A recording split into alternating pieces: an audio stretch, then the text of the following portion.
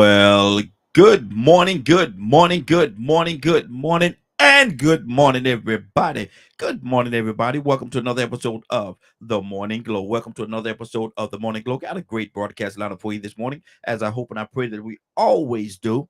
I'm not important. I'm just a question asker, but we got some fellas that's here that's very important. We have first to my right, or maybe your left, depending on how you're looking at the screen. Badger, good morning, sir. How you doing this morning? Morning. Morning glow. Good deal, Badger. Where you hailing from? Northeast Texas. Northeast Texas.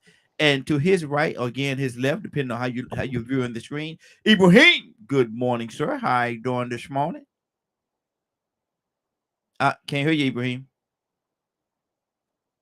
Can't Good hear you, morning. sir. Cannot. Can you hear me now? There you go. Now we can hear you. There you go. You must have hit the right button. You must hit the right button this morning.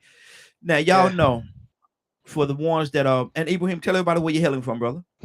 Oh, I'm from Atlanta, long time activist. There you go. There you go.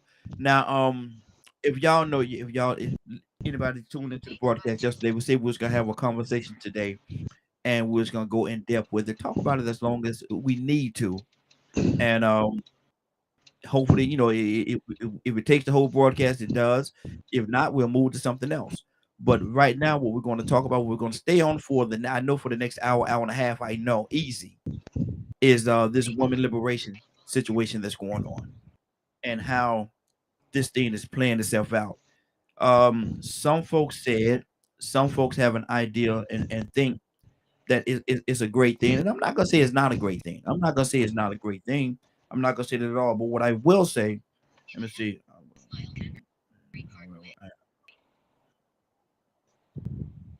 Okay. I had to read a text. It's come to me that though it can be a great thing for women, it can also be a divisive tool that separate the family and pulling the men out of the family and pulling the men out of the equation. Badger, I know how you feel about this, but we're gonna go ahead and get it started with you, brother. What do you All say right. about that? Can it be something that divides the family? Is this something new? What you mean something new? Uh, Never mind. Um, I think that's going to be very dependent Mm-hmm. on how the male reacts. Um, I'm you have to asking a lot of remember. I'm asking a lot of questions today, so y'all be patient. I'm asking a lot of questions today because I want to get to a certain place. Depending Okay. upon what?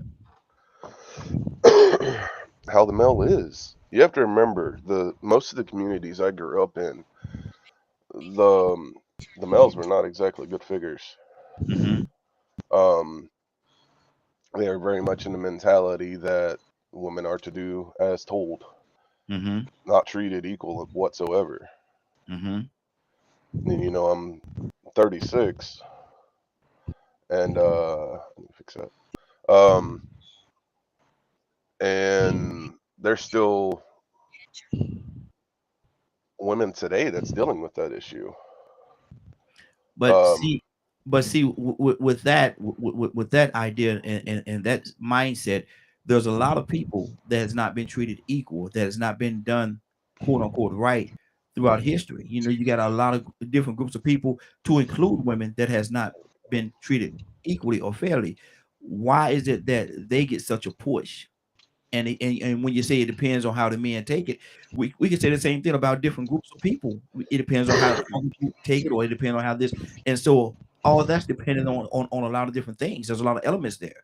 So why is it that the women's movement, and I'm not anti women movement at all. I have 4 daughters, so there's no way I could be. But my and wife, and certainly a mother. So there's no way I could be. So I'm not. But I'm just trying to get to an understanding. Today I'm playing the role of a question asker. So I'm asking the questions that may not be popular, but needs to be asked. So why is it different with them? Say all right. go ahead. Explain it to me. So look at the music today Mm-hmm. versus the music of shoot. You could probably go 30s, 40s. Mm-hmm. Mm-hmm. Women were wearing dresses and things like that. And I get accused a lot of times because I have issues with how dressed today. Um, they're more than welcome to, but I have confusion in the logic of they get mad if men stare at them, but they want to wear what they want to wear. So to me, there's OnlyFans, there's porn websites, there's all these things, right? And for them they make more money doing those kinds of things, and most of the time it's You mean married women? men. You mean women or men that's making all the money? Women. Okay. Women make a lot of money just showing their body off. And it stinks that seems to be one of the best options. It's sad. But Badger, are they being forced to do it? And I'm just trying to understand. Like I say, again, people may not like me after the day, but I'm just in a position. I'm the question asker.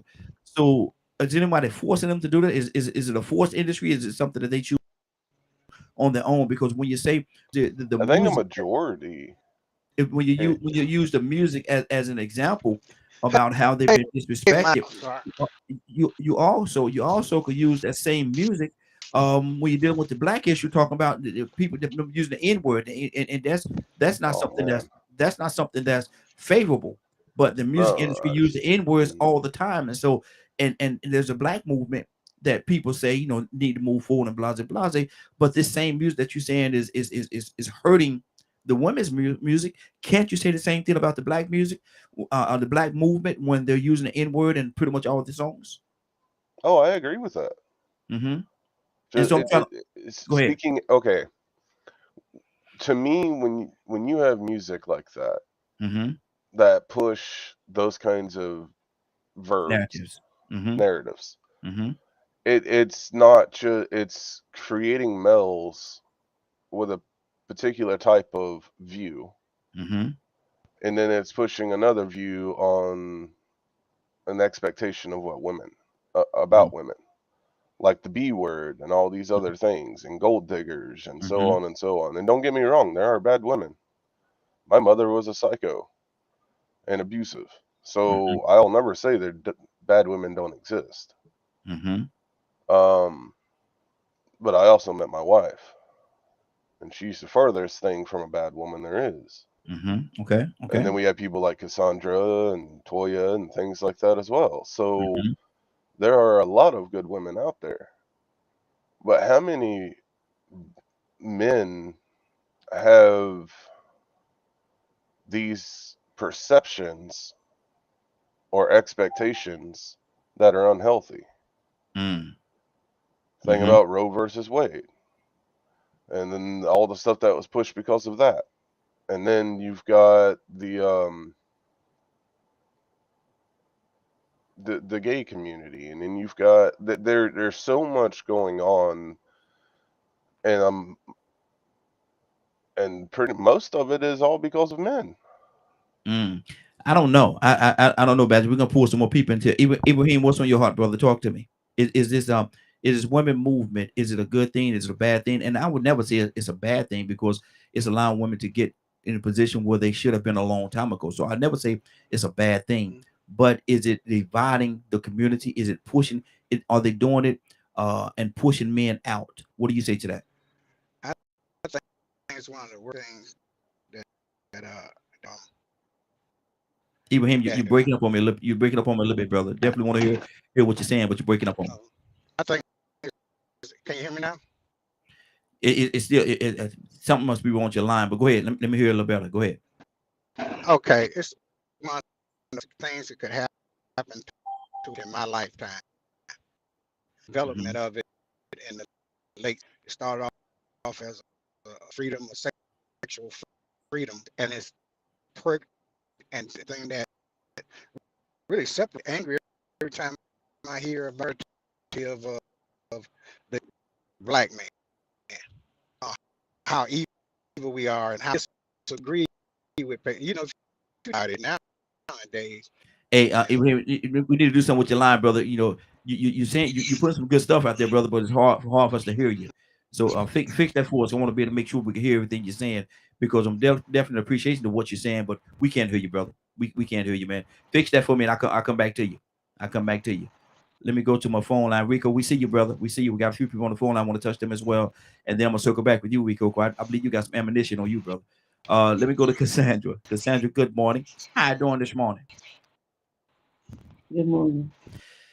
Now, Cassandra, you could be a little more happy now. You could be a little more happy. Let's be a little happy this morning. We got to be a little more happy than that. But well, Cassandra, what do you? Not with this subject. This is good though. I think it's gonna help a lot of people. I really do. I think it's gonna help. No. People. Well, it depends on what we all bring to the table. It depends on the conversation and how open and candid we are with the conversation. And I know you're gonna be 100% transparent. So let me ask you the question.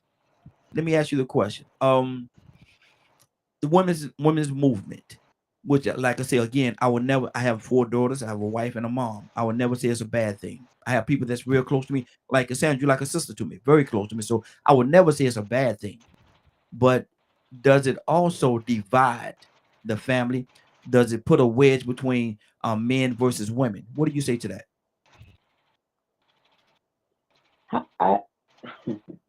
Let's have a conversation, Cassandra. Okay. Let's have a conversation. Yeah, I don't think the women's movement has put the wedge. I mean, you have a small. We keep saying there is such a small group of people that are being divided by the women's movement, because I don't. And when we say women's movement, then yesterday it was feminist movement. I mean, I don't know what are all the aspects that we're talking about, but anything that brings equality and freedom to people, I don't see how it's divided unless something is wrong with the individual, that small group of individual women that you may be talking about. Because for most women, any movement that allows them to be equal and to have freedoms, the same type freedoms that men have, I can't see how that would divide. That would help. Cassandra, but let me say this. Let me say this, because a lot of times, and one of the things, and I would like for you to for the listening audience to verbalize the difference, if you will, between the women's movement and the feminist movement, because I know there are some differences there. But Cassandra, even with that, you say there's a small group of people. Now, you was a part of a march not too long ago, and in that march, you told us a story about how there was a small group. It was a peaceful protest, but there was a small group of people that wanted to get violent and do different things, and you stepped in. You said, no, don't do that. We're not going to do that here. But had that small element went ahead and done what they wanted to do. Small element, it wasn't a lot of them, but it was a small element that wanted to be disruptive. If they had gone forward and did that thing, the only narrative you would have heard is there was a violent protest. Now, 90% of the people, from what you tell me, what I know, were not violent at all. Did not want to have any piece or part of violence. But there was a small group of people that said, let's tear this place up. And you stepped in, Cassandra, and you said, no, that's not what we're going to do. And so a lot of times it can be a small element that's more boisterous, that's louder and doing different things and shine a light. Maybe that's what I'm seeing, that small group of people, or maybe that's what other men are seeing, the small group of people that's always saying women power, ladies this and ladies that, and they're very boisterous. And the other one just want the peace and want the equality. Okay, so why can't we focus on the 98% of people, women and men, in the feminist and women movements that are doing something positive with asking for change or seeking after change? Why do we have to look at that 2%? Who if we give them the power, then they can do what they want. That's like the movement you were talking about. There was that small element, and I saw them as we moved along. It was thousands of people out there. But if I had not spoken up, or me and a couple other people had not spoken up, they were about to tear up the police cars, which was going to make more. That's my point. I want us to. But see, that's my point right there. But see, I don't. But we can stop those people. We don't have to give that power to them. That's all I'm saying. Because it looks like you want to make it sound like there are these women out of control, wanting to be men, and no, 98.5% don't want that. That's not what they're looking for. So I'd rather see the cup full more than empty. That's true. I'm just saying. But when we talk about the situation like this, Cassandra, is it fair or unfair that we pick and choose what we want to talk about and not talk about the whole? We have to talk about the whole, I think. I think talking about the whole. Okay. And so and like I said, and I appreciate you being here, Cassandra. I know you're gonna bring so much to this conversation. I'm definitely glad you're here. Hope you're able to stay with us the whole time so we can actually get to some kind of conclusion towards this. Rico, what's on your heart, brother? Badger said something earlier. He said there are all those bad women out there. He said, like my mother. And I'm thinking to myself, this is the reason why we're having these conversations, to understand why those bad women exist and continue to have free reign. And then we just heard somebody say, well, why don't we focus on the positive? Why do we focus on the 2% and the 1.5%? Because that 1.5 or 2% will turn to 5%, will turn to 10% if you don't address a problem. See, that's what happens in society. We ignore problems. We deflect and just say, oh, that ain't no big deal. We see children doing things sexually. Oh, they don't know no better. And then before you know it, you got a full-blown molester. Or you got a whole society into a trend that you didn't realize was going to turn into a monster and get out of control because, it's just that little small group of individuals. I mean, this is the thing about it. If you if you just go back and look at the divorce rate in the Black community, you can probably go back and look at its decline as feminism grew. Was that a good thing or a bad thing? Now, we all know that feminism was very much necessary. We could go back and get a history over and over and over again to the point where you could score 100 on every test every time. But is that going to address the negative impact that it's having today? Or are we going to ignore the negative impact that it has turned into? Because I believe the marriage rate and the rate of two-parent households at one point in time in the Black community was like 75, 80%. And maybe we felt comfortable and we ignored the behavior of the 20% of divorces, or the atmosphere, the environment, the conditions that created the 20%. But now the 20% done turned to 30%. Now it's 30% from 40 to 40%, and 40% to 50%. And now we all the way down to 15. I think we got like 15% of Black households have two parents in it. And that might not even be male and female. But see, that's what happens when you ignore and just focus on the good. Just ignore that while the bad festers, while the dope dealers keep making money, and then they start looking like, you know what? Maybe they are qualified to get with. You see, we talk about what men ain't been doing, but let's talk about the men that the women choose. Was it okay to get with dope boys because they made enough money and they could provide and buy things? What about the character? What about the honor and integrity about a man that was supposed to make him qualified? What about the hypersexuality that made it okay, even though men buy it? If women didn't make it voluntary to go out there and say men could tip them while they're stripping or buy them off the street, then they would have to be forced to do it. That's called sex trafficking. That's illegal to a certain extent. But now if you voluntarily trafficking yourself, you still gonna blame the man? Or you gonna blame the dollar? You're gonna blame the motivation. We always say people got choices. So you would choose to bust it open for $40, make the price go down even though inflation is going up. You would choose to go and dance and get naked and then start blaming it on men, but you still love the strip club. And you make videos showing how much you even do tricks on video. You hate this. I hate these men for creating these conditions. I got to show my body. That's mighty suppressive. So we have conditions going on today that exist because we don't like to pay attention to the negative. We don't like to focus on the bad women, the gold diggers. They got names. T.D. Jakes wasn't talking about an imaginary woman. He was talking about a lot of women that are all on TV, on Maury Povich and on Paternity Court, lying, manipulating, making choices to sleep with men and lie about who the fathers are. That ain't got nothing to do with a man. They got to do with a woman feeling like she can do what she want to do. And ain't nothing wrong with that.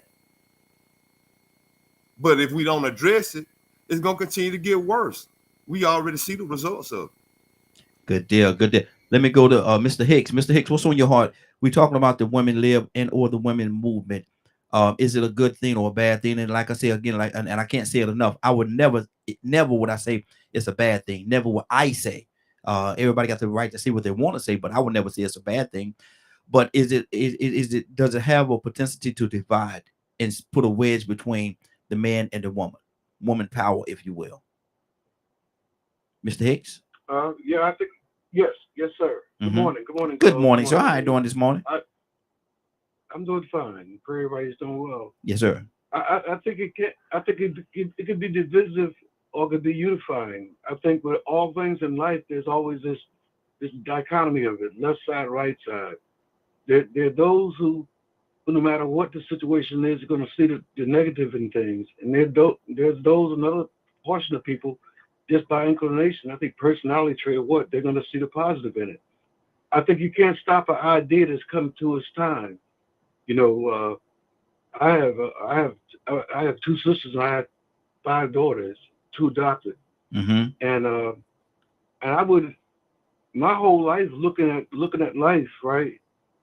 God, I was so glad that God put me here as a man.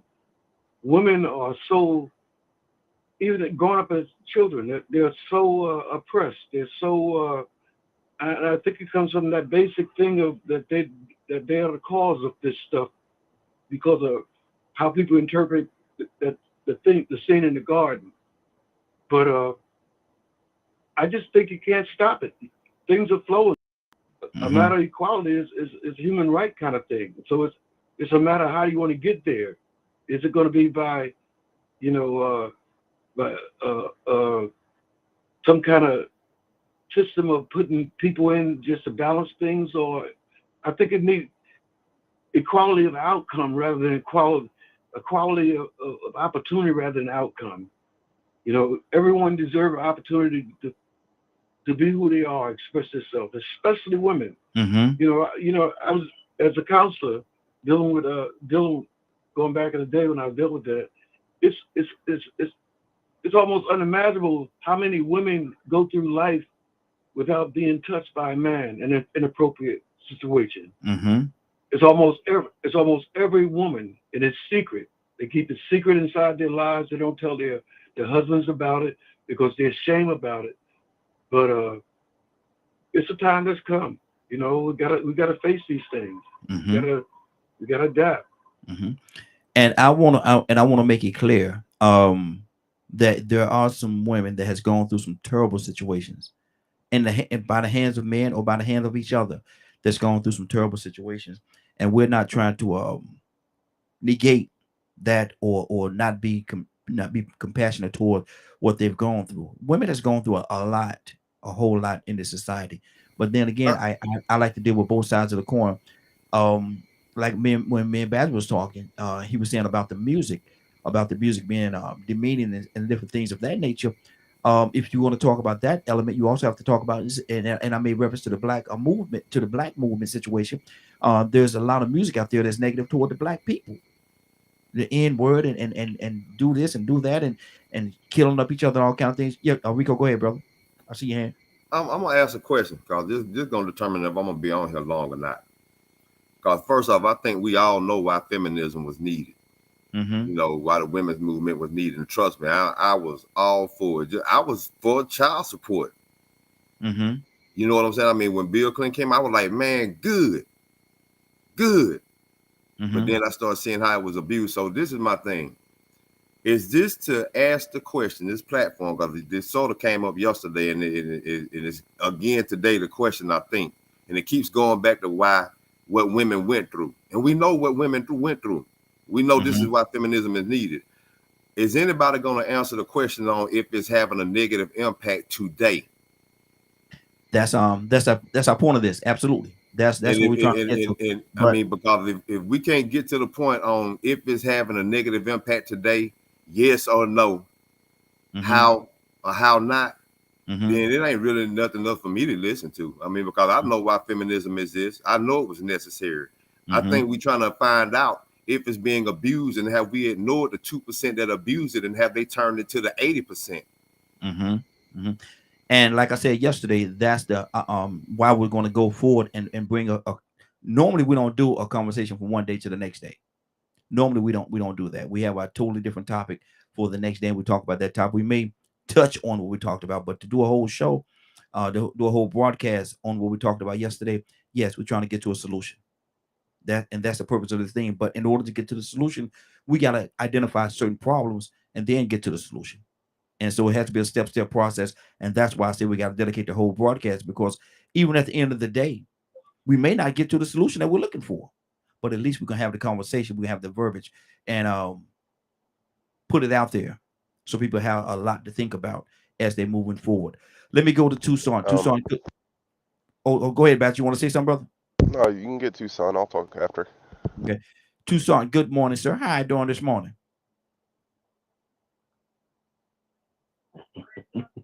I'm doing good. Tucson, let's identify some of the situations, man. We're talking about the women's movement, women's liberation, however you want to verbalize it. And I'm gonna go back to Cassandra and let her identify the differences, because I know there's certainly some differences there. But can it be, or have it become divisive? Has it become a women's power situation, women coming together in a form of unity, but yet at the same time unknowingly pushing out the man? How's that working out for you? I'm just saying. I think Rico, and I'm not ignoring anything everybody is saying. But how I'm kind of, let's have a conversation. We got to talk. Yeah, I know, but it's gonna get ugly if we be honest. We have to be honest. In order to get to the truth, we got to be honest. There's only way. We in denial. Not if we in denial, because now, if you go into a wooded area, dry wooded area, with a spark, wouldn't it create a flame and burn the whole forest down? Yeah, absolutely. I'm just saying that because it all started with the power of influence. It all starts with a power of influence. I can think about so many different scenarios that creates a chain reaction that grows and grows and grows and grows to the point where the original purpose of a thing is no longer necessary. And see, now at the beginning, and I will go to the beginning.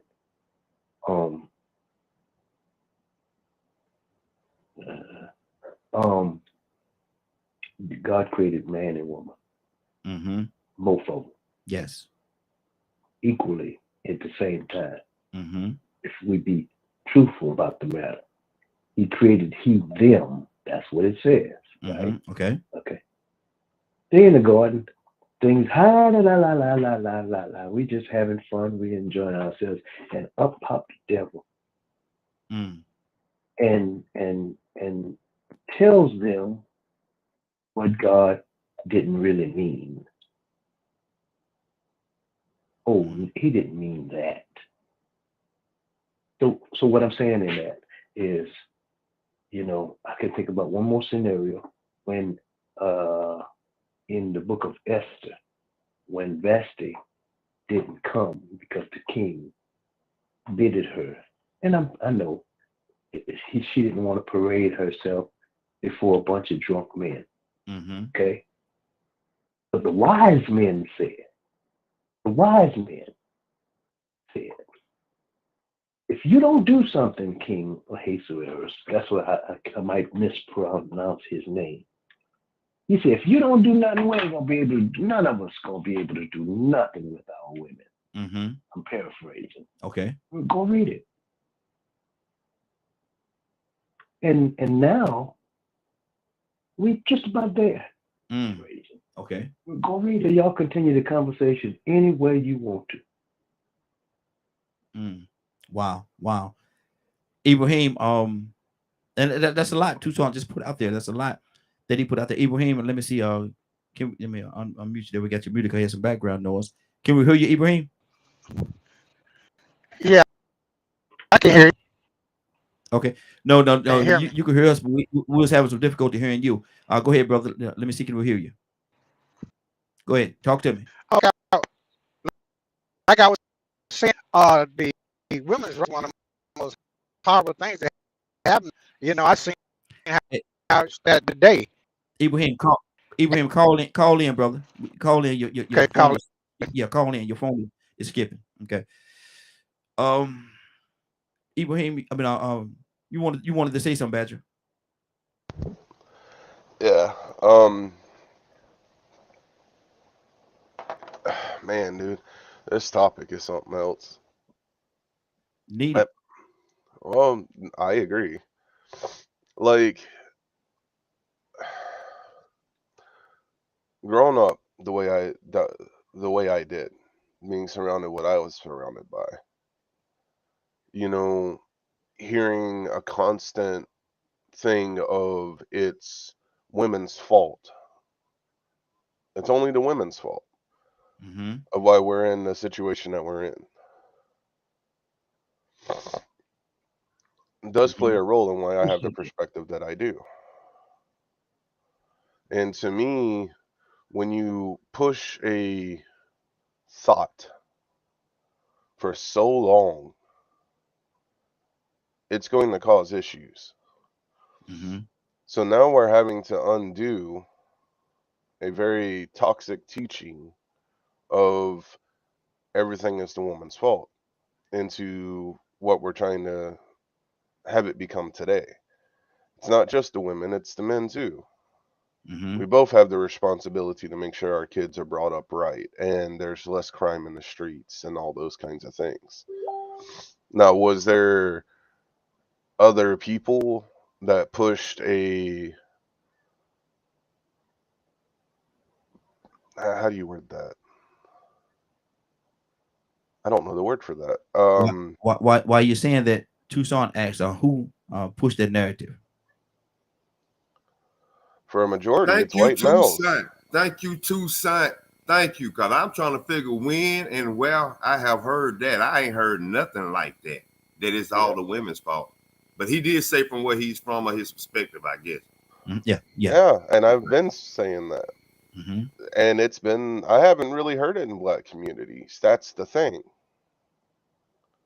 I don't hear that from people from China or black people or from people of other races in general. It's primarily the white race that has that thought process. So that's why I keep, every time we're on this topic, I speak from my experience. I speak from what I've seen in the communities I'm in. Okay. Because when you're literally around women who are in abusive relationships and they are literally telling you that, I talked to my preacher and the preacher said I can't leave this abusive relationship. It's not been done in a black community. It was done in a white community. So people can say I'm racist against white-skinned people or whatever they want. I don't care. Because what I'm telling and what I'm sharing is the truth of what I've seen over and over and over. I see it in the white folks that are in power. A lot of times they don't like women or people of other races to be in power. Because their pride and ego gets hurt. So when I'm talking about males and things like that, I'm primarily talking about the white males that I have been around all my life. It's very rare to see a respectful, considerate white male. Now, the newer generation, there's more of them in the newer generation, but it's the older generation that's the problem. Okay. So I mean, I've literally been inside of a church where the preacher's literally sitting there telling the white women that they need to do what the white men say, or what their counterpart says, because they're the ones that need to help them come to God and all this other nonsense. And they're in all kinds of toxic environments. So I understand some of y'all's perspectives and point of views, and I'm not discrediting anything that y'all are saying. What I'm trying to share is something that I feel is not as common or as talked about, because it's honestly taboo to say anything against it in the communities I'm a part of. Okay. Because I'm literally having to stand up against thousands of years of nonsense. Okay. Let me go back to Cassandra. We got a couple other people that came into the phone line, so and we definitely want to touch everybody else that's here. But Cassandra, what's on your heart right now? Yeah, I don't know how we get to where it's a denial or don't want to talk. I deal with it every day. So I don't have any problem recognizing the problem with women that are boisterous or whatever. I haven't defended women that are boisterous and doing whatever you guys feel like they shouldn't be doing, or separating, dividing the family. I've seen that myself because I deal with it on a daily basis. Women that are destroying their own, I would never defend a woman that's doing that. But the way that it's coming out, it sounds like it's an indictment on a whole lot of extra women that are not doing those things. It sounds like an indictment against them. I'm all for family. I love family. I believe that women and men should be together. Yes. Please tell me who's the one that walks away from their families 80-something% of the time. You rarely hear about a woman walking away from her family. Please tell me how that puts something on us as women. If a man walks away from the family, listen, we can say, oh, because she was boisterous. The percent of that is so small, you probably couldn't even get it to 2%.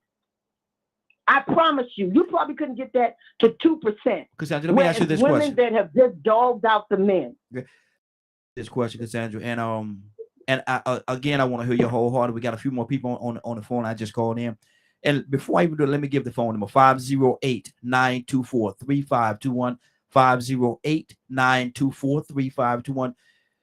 Cassandra, do you think that some women, and we're not gonna paint with such a wide brush, do you think, because you brought to this conversation men that walk away from their families, and they do, and that does happen. That does happen. And you say a lot of times the women, they have to, if they stay there, they don't walk away from the family.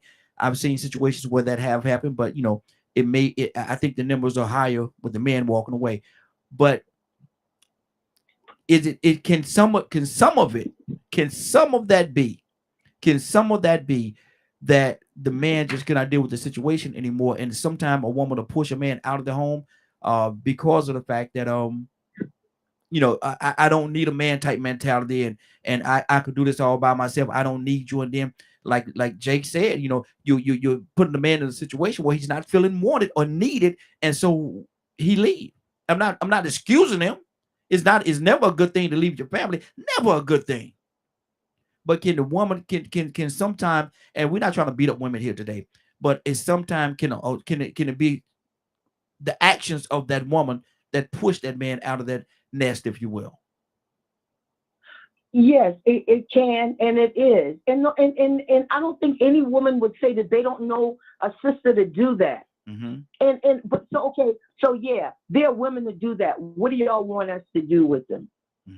Because if that's the way she is, how would I change her if she's just made up her mind? I don't want no man. I don't need no man. How do I change her mind about that, because I know what I've been through with men. Mm-hmm. I know what I've been through with men all my life. And a lot of the men on this line, they've been damaged by women. So they're going to have, see, we can talk about it all day long, but when you've been damaged by something, hello, somebody, come on. I mean, let's just, if we're going to be open and real, if you've been damaged by something, your opinion of what that particular group or that person does is going to be tainted with damage. I don't care how open you're trying to be or how non-biased. You are going to be biased because of what you've been through. Bottom line. Okay. I can't say that you're wrong in that. I can't say that you're wrong. But let me keep this thing going. And Cassandra, I definitely appreciate you being here, man. Right now, you're the voice for the ladies. I don't know what the other sisters that hopefully they're gonna come in as well. And or if you know somebody, invite some of your sisters in, Cassandra, to voice their opinion as well. Send them the number and have them to call in, because I don't want it to seem like it's us against Cassandra situation. It's certainly not that. It's certainly not that at all. Let me go to Ibrahim. Can we hear you now, brother? Yeah. Hello. Yes. Yeah. Okay. You hear me? Yes, we can hear you. What's on your heart, brother? Talk to me. Yeah. I think that we're men talking to men and women talking to women, right? Mm-hmm. And I think that the relationship that I've seen in my lifetime, that the women's movement is very toxic to men, because guess what? Men are the enemy. Black men are the enemy. Black men didn't do this. I heard a brother preaching yesterday. We were talking that a black man actually doing slavery, and the black woman stood up, and the man this, and the woman did this, and the woman did that, and ignoring that what the black man did. You see what I'm saying? Mm-hmm. So what the black man went through, and it's the same thing that the black man. We're the enemy. Black men are the enemy, and of everything, and we suffer the same indignities. And we talk. Black women were raped. Black men were raped. You know what I mean? Were raped. Mm-hmm. You know what I'm saying? Or misused and abused, right? And but we seen it somehow. And then a sister said about a man, come the first of the month and drop off money. That's what a man should do. And if you don't hear that, yeah, you're gonna talk. A man gonna talk up for himself, right? Mm-hmm. Because that's what we do. That's how we are comparative. And women gonna talk up for themselves. But the narrative of all this, the way it's going now, is absolutely horrible. That we're not thinking about unity. We're not thinking about us collectively, but we're thinking about individually and toxicity. And we are the toxic people on ourselves. I gotta go, but I'm listening. A good deal. And there's a lot in what he just said. There's a lot in what he just said, and we're gonna talk about that as well. And I really wanted to get to that part of the conversation as well. Are we a part of the divisiveness? I want to talk about that too. But right now I want to go to Curtis, and then after that we're going to Captain. Curtis, what's on your heart, brother? Good morning. How you doing this morning? Hey, what's up, man? What's going on right here? What's going on, Morning Glow family? Hey, doing good, brother. What are you hearing, Curtis? What's on your heart, man? Is the women's movement? Is it though it is a good thing for women? Is it also a divisive thing? Are they doing it and leaving the man out? Are they dividing the family? What do you say to that? That's stretching it, right? Mm-hmm. Saying, they dividing the family, because at the end of the day, you can't have family without the woman. Mm-hmm. So, to say that they're dividing the family, but there is an element in the woman's movement that is causing a lot of chaos and a lot of foolishness. Identify that chaos. Identify that chaos, brother. I mean, there's an element in the woman's movement, just like in I get what we might call the men's movement, that allows for women to give excuses for inappropriate behavior. It's just like like, I don't know if you ever paid any attention, right? But a dude mess around on his lady, right, with a woman, and I've seen this happen, bro. And I used to always ask myself, like, how does that work? I know of a dude that got caught up. He was messing around on his lady, the girl he was messing around with. Now she knew he had a lady. She knew all that. She knew it right off the muscle. The girl he was messing around with became friends with his old lady. Wow. So in the midst of him messing up, which accountability is just, right? There was two people mixed in with that. He got all the accountability. She got nothing. She got nothing. Mm-hmm. Her and the ex-girlfriend became tight. Mm-hmm.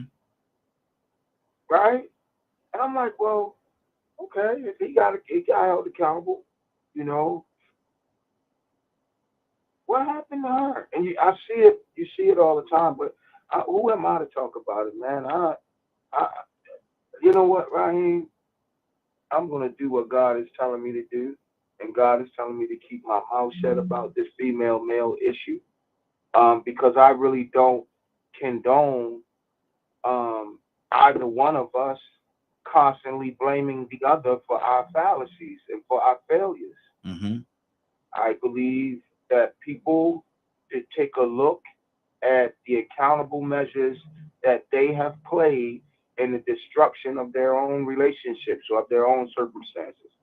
So I'm gonna have to bow out gracefully on this one, because I really don't want to wind up in the doghouse, and I don't want to upset none of the ladies, and I don't want to upset none of my dudes. Let me say this: and Curtis, you have the right to certainly do that if that's what you chose to do, and we can't do nothing but respect your decision to do so.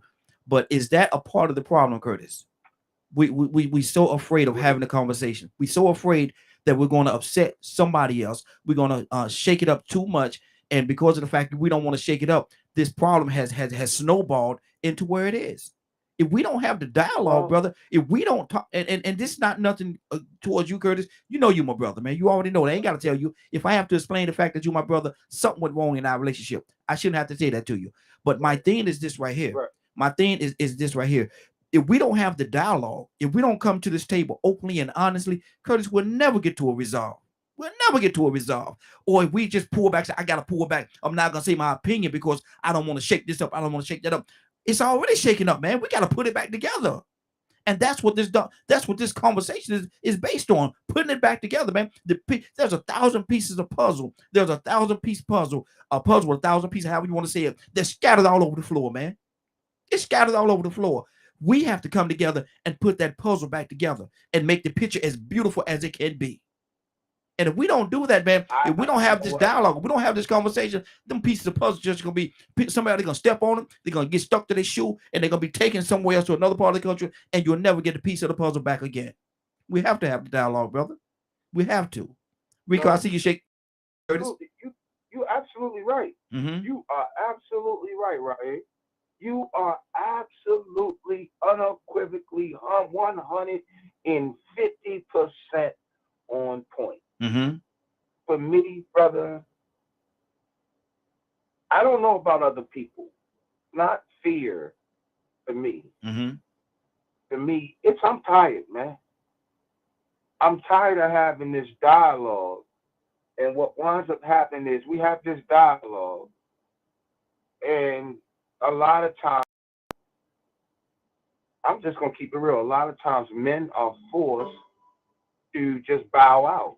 Mm-hmm. You know, it's just like I hear y'all say all the time, you'll never, I hear a few people that have said it before, you'll never win an argument with a woman. Mm-hmm. And I'm saying to myself, well, what if my intention wasn't to win the argument to start? Mm-hmm. What if my intention was just to throw out there like, yo, this is my feelings. This is how I feel about this. I don't want to argue with you about it. I don't even want to confront you about it. But Mm-hmm. this is how I feel. This is what I see. Mm-hmm. Sometimes I think that our feelings and what we see is null and void in terms of how the woman feels and what she sees. I feel like sometimes as men, we are completely ignored to that degree. Mm-hmm. You know what I mean? Like, no, you just got to shut up and take it. You know what I mean? Mm-hmm. If I really was to just blatantly say it, but I'm tired of having the argument. And there's no real resolution. Like, if you want me to be honest with you, I'm tired of looking on TV, and everywhere I look on TV, and it's a shame, everywhere I look on TV, I see black girl rock, black girl rock, black girl power, black girl power, black girl power. But then I also see basically all black men ain't beautiful. Yeah. So I'm like, well, hold on. If the black man trying to stand up for himself, he getting shot in the back. He trying to stand up for himself with his lady. He gets stabbed in the stomach. What do we think he's gonna do? Who's speaking for the black man? And let me tell you, I'm just gonna land the plane right here. Let me tell you what hurt more than anything. Right here is my hand to the man. I was just in a committee meeting with one of the homelessness entities here in the state of Maryland, city of Baltimore, right? So we're talking about programming. And you know what? One of our Caucasian American sisters came out and said this, right? And I will never forget it. She said, let's talk about the elephant in the room. So everybody's on the meeting. We like, because we thought we was doing something. He said, the elephant in the room is this. We have offered up so many programs to young black females that we have completely neglected and or forgot about the black male. Yep. So now they on the street and they committing crime. Whose fault is that? You put them out. You didn't give them the same programming. And I get it. Oh, come on, Ryan. We've been going through this for what now? Ever since. Let me put it like this. Let me ask you this, and then you can take it from there. When did the hip hop Black Unity movement get pushed out? What year was that? That was right around, is it safe for me to say right around what? 80, 89, 90? Yeah. I was gonna say about 87. Yeah. The Black Unity. The Black Unity movement where hip hop got pushed out. What was its replacement, Raheem? The gangster. If you really think about it, what was the replacement? Was gangster rap. Gangster rap, yeah, gangster rap. What was the positive? What was the positive replacement? You really think about it. There wasn't one. Huh? I don't think there was one. We're gonna offer up more black girl programs. We're gonna make sure more black girls get educated. We're gonna offer up more money. We're going to lock more black men up. You had all of these things that completely separated the black community within the black community. I'm just saying, I could be wrong, bro. I ain't always right. Wow. There's a lot of layers going on with this thing. Hold on, because we got to keep this thing going. Hold on for a second. Let me go to I think we have Navy with us. Navy, good morning. How you doing this morning? Toy with a T coming to you next. Cassandra, your sister's coming. Your sister's coming, Toy. Cassandra, they coming. Good morning, y'all. How y'all doing? Hey, doing good. Sis, what are you hearing in this conversation? Is there any factual? And by the end of this conversation, however long it goes, if it goes the whole broadcast, fine. If it doesn't, fine. But I want to get to a place of resolve where we could get to some kind of solution and as to what's really going on. So, what do you hear in this, Navy? And good morning again. I'm hearing a lot of passion. I'm hearing a lot of frustration, and I think that, and I've only heard one person, and I think that I'm kind of glad that we are having this conversation again, because I do feel like that it's needed. I feel like that there has to be some form of clarity, at least understanding at the end of the conversation, because was it Mr. Curtis? Curtis, yes. Miss Curtis was right. Like, you don't want to step on people's toes whenever we talk about this, but the division, and I don't know why it is, well, yes, I do know why.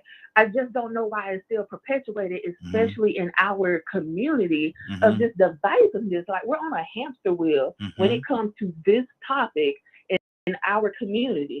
And while I can't speak from a male's perspective, but like me as a Black woman, we are the two oppressed things. We are the two things that have historically been oppressed in this world. And that doesn't excuse the fact that Black men have been oppressed either, but you are still a man. There are some rights that y'all get that we are still having to fight for.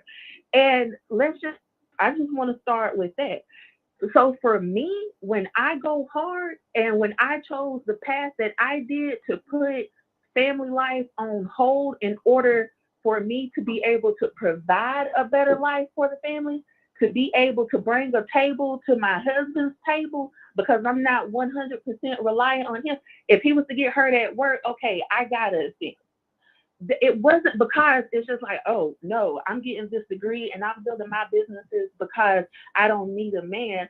No, I just saw how I grew up and I wanted to make sure that I didn't repeat that same pattern. I also had to have enough sense, because that is right. There are some piss poor. Oh my God, wait, can I say that?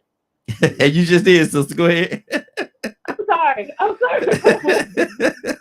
Yes, there are some unequipped women out there, just like there are unequipped men, but it's because I hurt you, you hurt me, we break off, we carry that hurt into the next relationship, then we hurt that person, and it just keeps going on. But what I had to sit back and look and see is that, okay, I can't bring this hurt into the next person.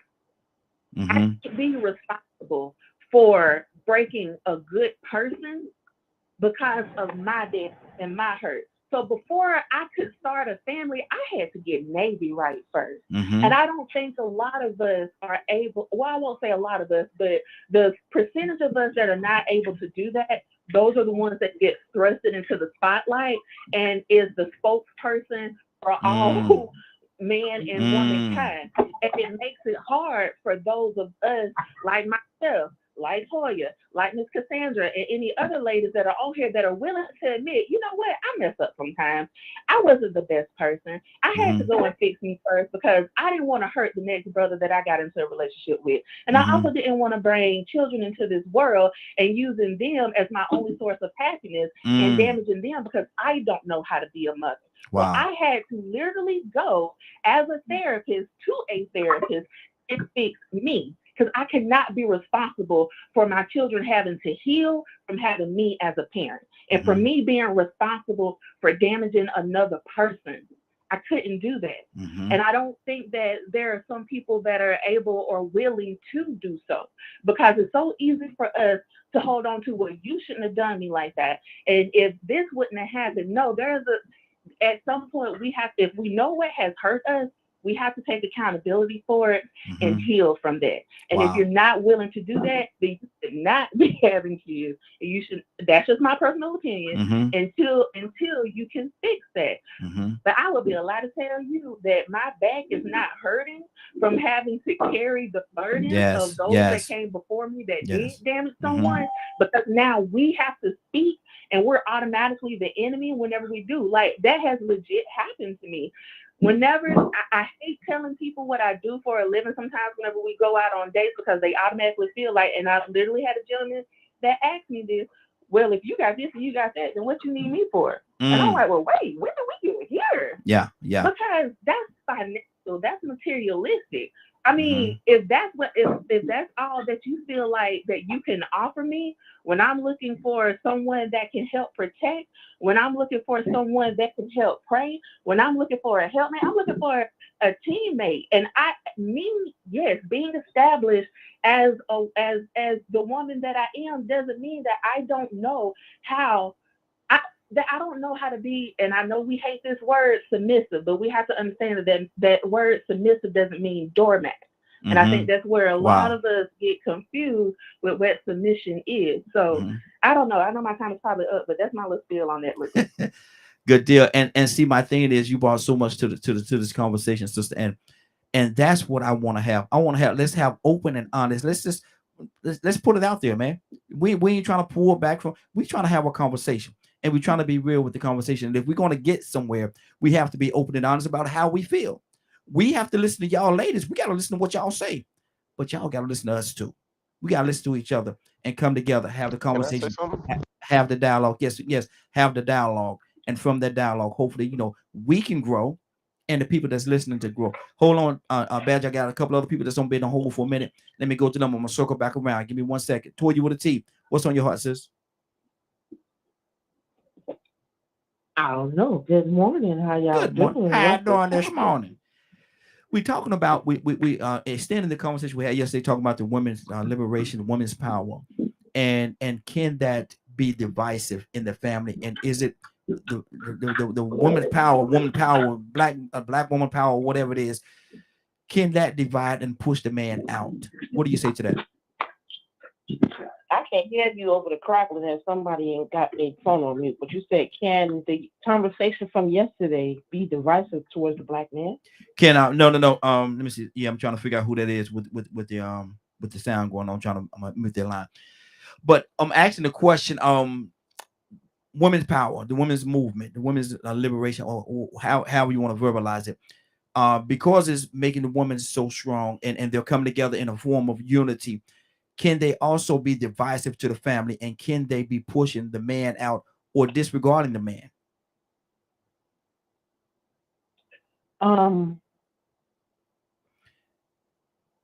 So TDJ said yesterday. Hold on, TDJ said yesterday in this clip that we're raising our women to be men, and so if that be the case, where is the man's position in this whole equation? Okay, once again, so most of these things are in our head, okay? And single parent women are raising women to be men because there's no father there. Daddies raise us to take care of ourselves, but we do have them. They don't raise us to be dependent on no man because they're a man and they know how men are, so they teach us to be independent. So should we be getting mad at the women's movement or the fathers that teach women to be independent? Okay. Well, first and foremost, my personal opinion, this is my problem. God already told y'all what to do and who you are. What's the problem, man? It don't make no difference what I say or what I do as a woman. Because when you are a real man and you're doing what God says, let me tell you what, I ain't got no choice but to submit, because that is the natural order of the law. Now, I got to get up and go make my own money. You want to sit home and lay up all day? Well, I'm going to be submissive to you. You don't even know the word. I got to go to church to get my natural healing. Like Navy just said, I got to go to church to get my healing. You don't even know the word. Don't try to heal me. Why be submissive to you? There's a lot of things that we women do that men cannot assist us with. But you want me to be submissive to you for what? Because we have sex? You don't get your raggedy rabbit behind up out of here talking about a women's movement did that. You men did that. Explain to me how by a man. Explain to me, Toy, and like I said, a lot of times everybody be patient with me because I'm gonna jump in a lot today because I got a lot of questions on this topic. So y'all be patient and understanding when I do that. But explain to me when you say we as men did that. Explain that part to me. So, again, my daddy raised me, and I don't go asking nobody for nothing. Mm-hmm. I'm gonna go get it, and men are not doing that. Now, maybe it's because you was raised by a woman. And that culture of being raised by a woman, Badger says it all the time. Every time I hear him talk, I hear the problem. Because you got a woman who's breaking your spirit, who's breaking you down, not raising you to raise a man, and you've been in that for 18 years. And you don't know how to go out, but you can't tell me that there ain't something in you that's hollering to be a man, and you just won't deny it. Because I know something in me. Let me tell you something. I just told a guy the other day, I said, you know what? I lost my job. I feel less than a man. He was like, what? I said, yeah, honey, my father raised me to be independent, honey. If I can't get no job, take care of my family, I feel less than a man. And he just looked at me and giggled because he don't even work. So tell me what I'm going to do with you, sir. You want me to be submissive? Oh, you see I'm smart. You see I'm fine. You see I'm nice. But you a dummy. You don't take care of your responsibilities. For example, you don't take care of your own self. Your credit, you ain't got no place to stay. You ain't got no car to ride, but you in my face. Why? So there are a lot of issues that positionally, as men and women, we don't take our positions. Mm-hmm. And the influence of this culture that we have in the Black community, who did that? Not the Black women. Who did that? the Ice-T's, the Ice Cubes, the Tupacs, and all them. All that's cute and fun. But here we are, 35 years later, and we still don't have men to lead us, but they know a rap song. So don't come to me talking about the women's movement is what made men soft and squishy. But listen, you had to take care of me. Then you want to come home and beat on me. Then you want to come and cheat on me. Then you don't want to take care of the kids, but I can get my own job. And that's what made a movement go. Wow. The suppression and oppression that we talk about that Black people go through. And we're not going to do that. Seconds. So I got to get my own job. And that's what I mean when men mess that up. You took for granted, oh, you're my property. Now you want to abuse, even a dog will run away after you abuse a dog. So you want me to submit to you? You're nasty too. You're disrespectful. I think you froze up, Rico. Yeah, he did, man. They'll come back on in a minute, man. You know, she's making some good points. Once again, she's proven why feminism is needed. You know, I don't know if Raheem gonna be able to hear this, but now we got to find out. Even though that's why feminism was needed, because of those low down men. Now we have to address the sexual liberation, the mindset that came with that, the abuse of the vitriol, maybe the scorn belief system that came along with that. You know, I've had conversations with women that told me that they actually held another woman. Hold on, Rico. There you go. Go ahead. You know what I mean? You know, Raheem. Say that one more time. You kind of broke up a little bit. Say that one more time for me. I think that's the same generalization that men are using for women. Mm-hmm. You know what I mean? All that, you know, you are what you pick. You pick what you are. If that's the kind of person you pick, that's the kind of person come up on, you gotta check yourself. You know, because the problem ain't the people, it's you. Now every Black man ain't like that, right? Mm-hmm. And you know, I don't know every Black man, just like every woman. If she know every Black man, then I kind of would dispute all that. But saying that men are like this and men are like that, that's TV. Mm-hmm. That's the media. That's society. That's the women coming out with narratives against men and indicting men. You know what I mean? Now, how's that helpful? How is that helpful to us Black people? How's that helpful? You know, yeah, we done seen people go through these problems, right? Mm-hmm. But you don't know you don't know my story. You don't know the Black man's story. I ran across toxic women, or I ran across good women. You know, yeah, this is my first wife. You know what I'm saying? I did her wrong, but at the same time, that's why she's an ex. You know, some things I couldn't put up with her. But submissive ain't submissiveness like you a slave or something like that. It's being able to negotiate and then accept things. You know what I mean? Mm-hmm. I mean, how could any Black man be married in an environment like that? I want this. He got to be this. He got to be that. This is a man. How you gonna describe to me what a man is? You know, number one, I was raised by a man. I was raised by my daddy because my mama died when I was early, but my mama raised us well. She taught us how to do for ourselves and build things. My dad taught me how to be strong and do for that. But I don't know, maybe I'm just an adult. You know what I mean? What the hell a man or a woman mean? If I say a woman got to do this, a woman got to be this. You know, but at the same time, I can't say that. But a woman can sit and tell me what a man is and what I'm supposed to be doing. You know, I ain't supposed to be taking care of nobody. You know what I mean? Why don't we take care of our children? Why don't we take care of our community? You know, why don't we be adults? Why don't we raise grown folk instead of raising children? You know what I mean? Mm-hmm. What's That's wrong good. with that? That's you know good. what I mean? And I'll be looked at talking like a dog. You know what I'm saying? I don't raise children. I don't raise other people's children. I married a woman, had 3 kids, right? You know, then we had a child and stayed there. At least she got the majority. That's as far as I could go with that relationship. But I still know my kids. I still know my children. Even my stepkids call me daddy. Mm-hmm. You know what I'm saying? So what I'm saying is, you can't knock every man. I ain't no perfect guy. You know, I stepped out. I stepped out of a relationship. I went and did other things, right? I ain't no perfect guy, but I took care of my responsibilities. I think that's an adult we're supposed to do. I stayed in the marriage. Either I was, but guess what? We stayed in our marriage and made our marriage work in front of everybody, so that we can have it, so the kids can be supported and be raised up in a decent environment. You know what I mean? Mm-hmm. That was more important to us, and more important to us to try to live with each other and do right by each other when we could. Absolutely. You know, I be holding grievances and holding wars.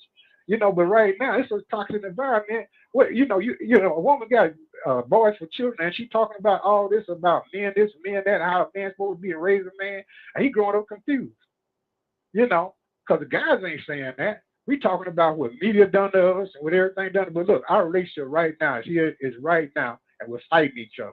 Mm-hmm. You know what I mean? Exactly. We're Exactly. fighting each other. Absolutely. You know what I'm saying? And it Hold ain't on. right. It ain't Okay. right. Okay. Because Stay right, like Ibrahim. Hold on, brother. Hold on. I got a lot of people, brother. You I brought really something want to to this hop in on conversation, this. brother. Don't you go to where Ibrahim, because I like where you went, brother. Don't go to where Badger, you've been waiting for a minute. What's on your heart, brother? You know, I was sitting here and listening to everything, and I know some people might have a perception of me of being like against males. So I wanted to share something. Mm-hmm. I'm not. Mm-hmm.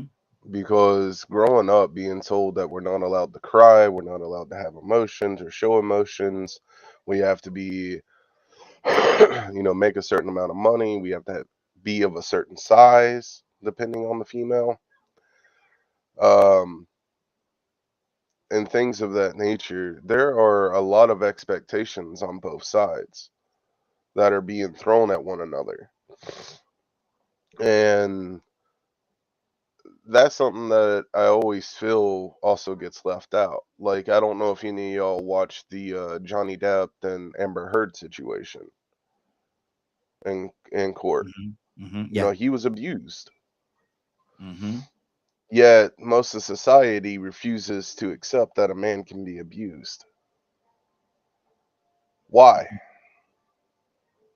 Why is it that a man is not capable of being raped or being capable of being abused or things of that nature? We have to live up to this ideology of we're strong, we don't cry, we don't break. You know, we have to provide the home, we have to do all these things.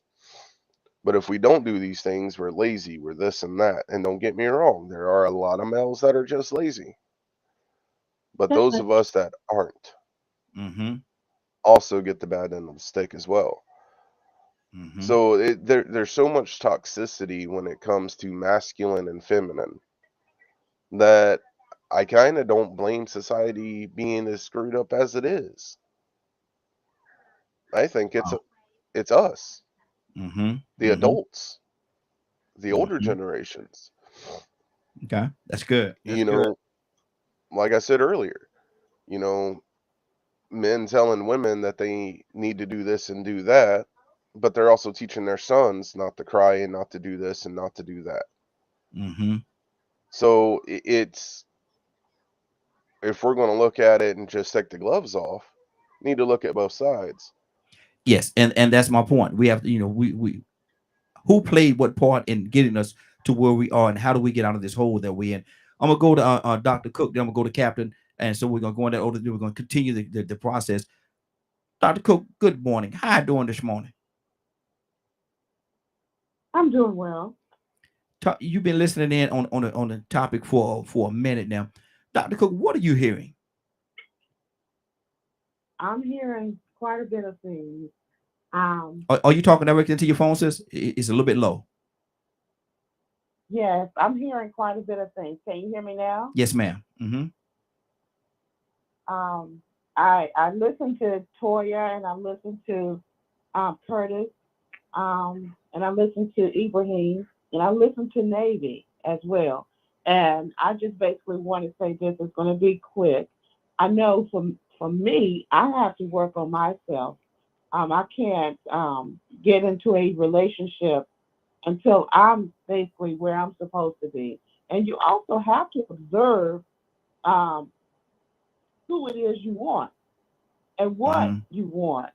So before you can basically accept anyone, you got to make sure that you're where you need to be as a woman, as a mother, as anything that's relative to a relationship. Mm-hmm. And I really enjoyed everything that Navy said, and I kind of agree with some of the things that Ibrahim said as well. Mm-hmm. But I don't like bashing men because that's been going on for many, many, many years.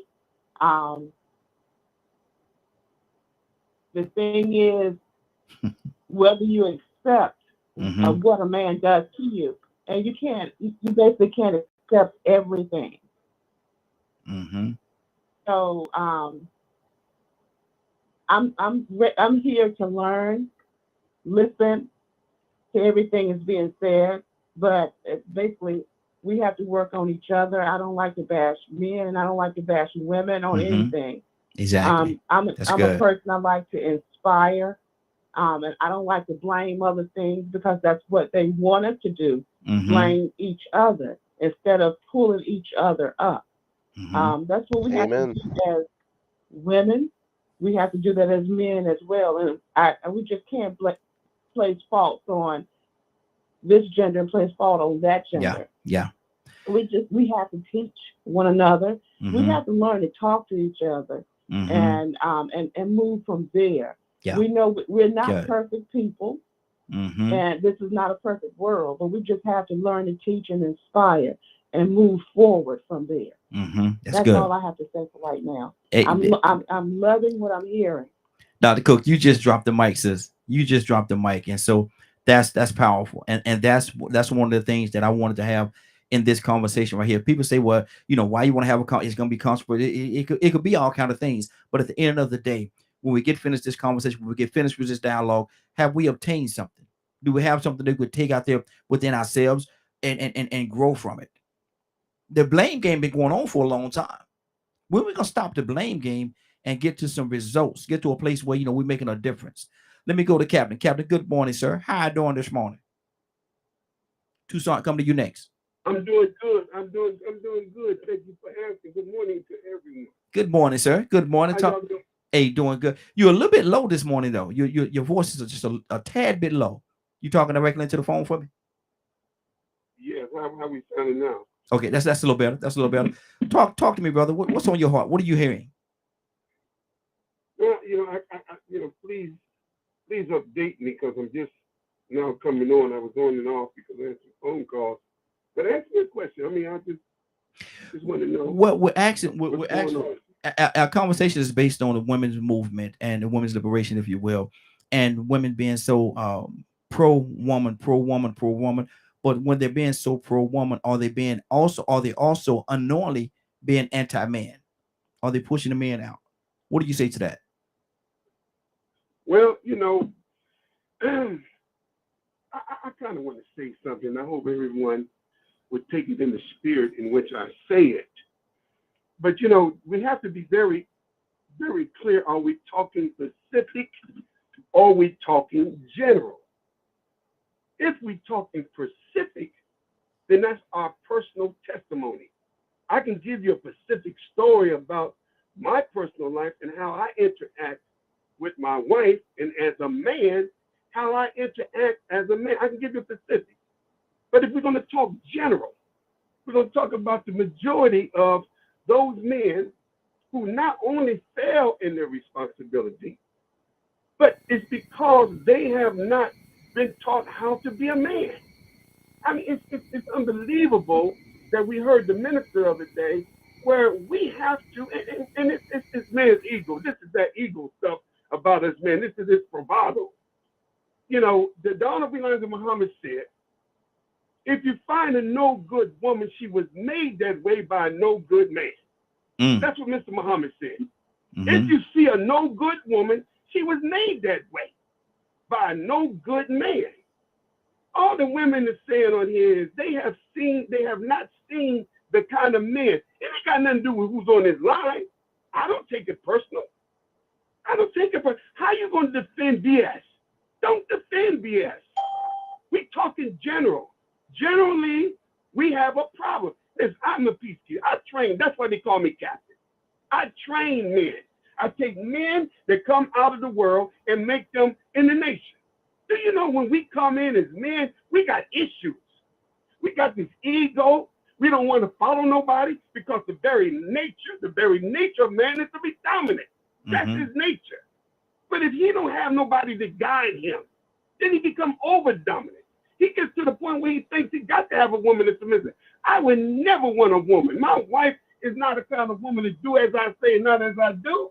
And what kind of man would want a woman that every time you tell her she don't have no mind of her own?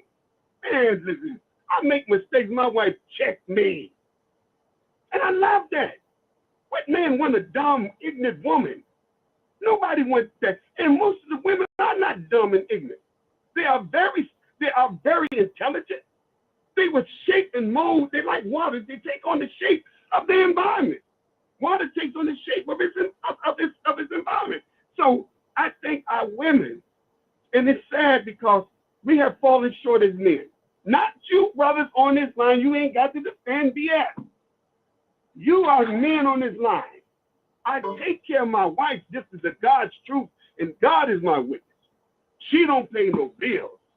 All right? I'm the man in my home.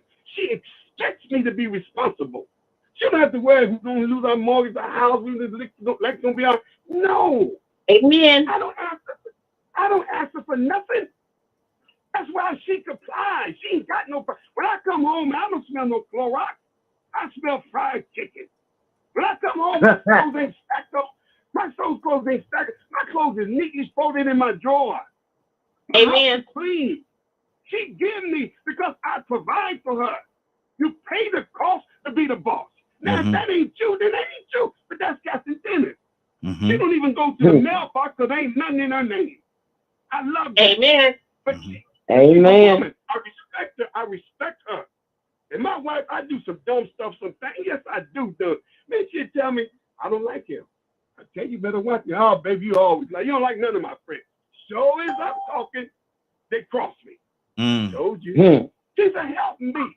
Yeah. Her job is to help me to become the man that God wants me to be. I need her. A man is half of a man without a woman. He's a half a man because women make us responsible. We need to know how responsible we are. And she's the kind of woman, man.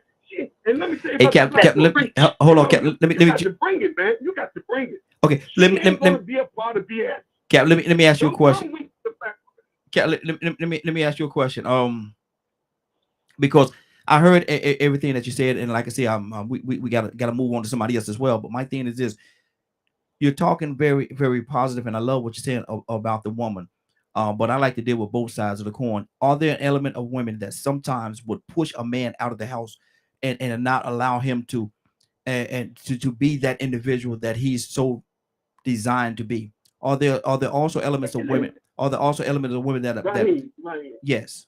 Right, yes, man, I'd be a daggone fool today. But that's a small percentage. That's a small percentage. And probably the reason why she pushed him out the house, because he's weak as water. Wow. That's why she pushed him out the house. Wow. He's weak. Wow. Captain, there are some women whose mama tell them, look, girl, let me tell you something, girl. You know, I don't know nigga. Tell me with it. There's women that listen to their crazy mama who ain't got a man.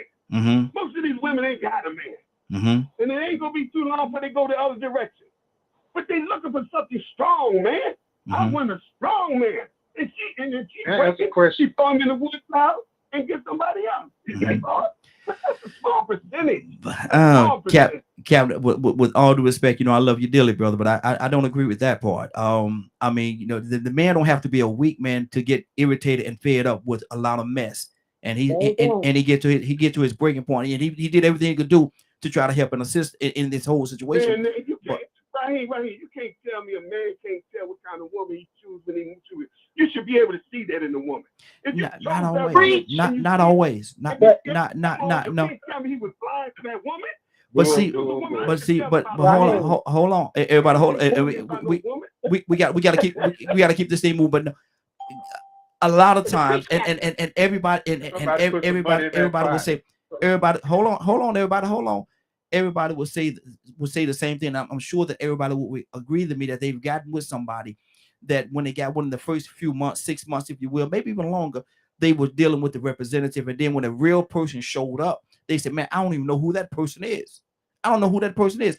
And so you can't always say that when you get with somebody, they're gonna give you the sweet, soft side. They're gonna give you the side that they want to represent, that they want you to see in them. They're not gonna always show you that nasty, cruel, and unruly side. They're not gonna show you that. And it could be 3 months or 6 months into the relationship, and then you start to see different signs. Some people call them red flags. You start to see those red flags. You say, oh man, I didn't know she was like that, or I didn't know he was like that.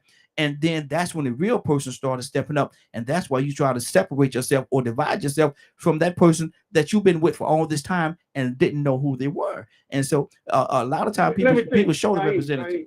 Right quick. I'm sorry. Right quick.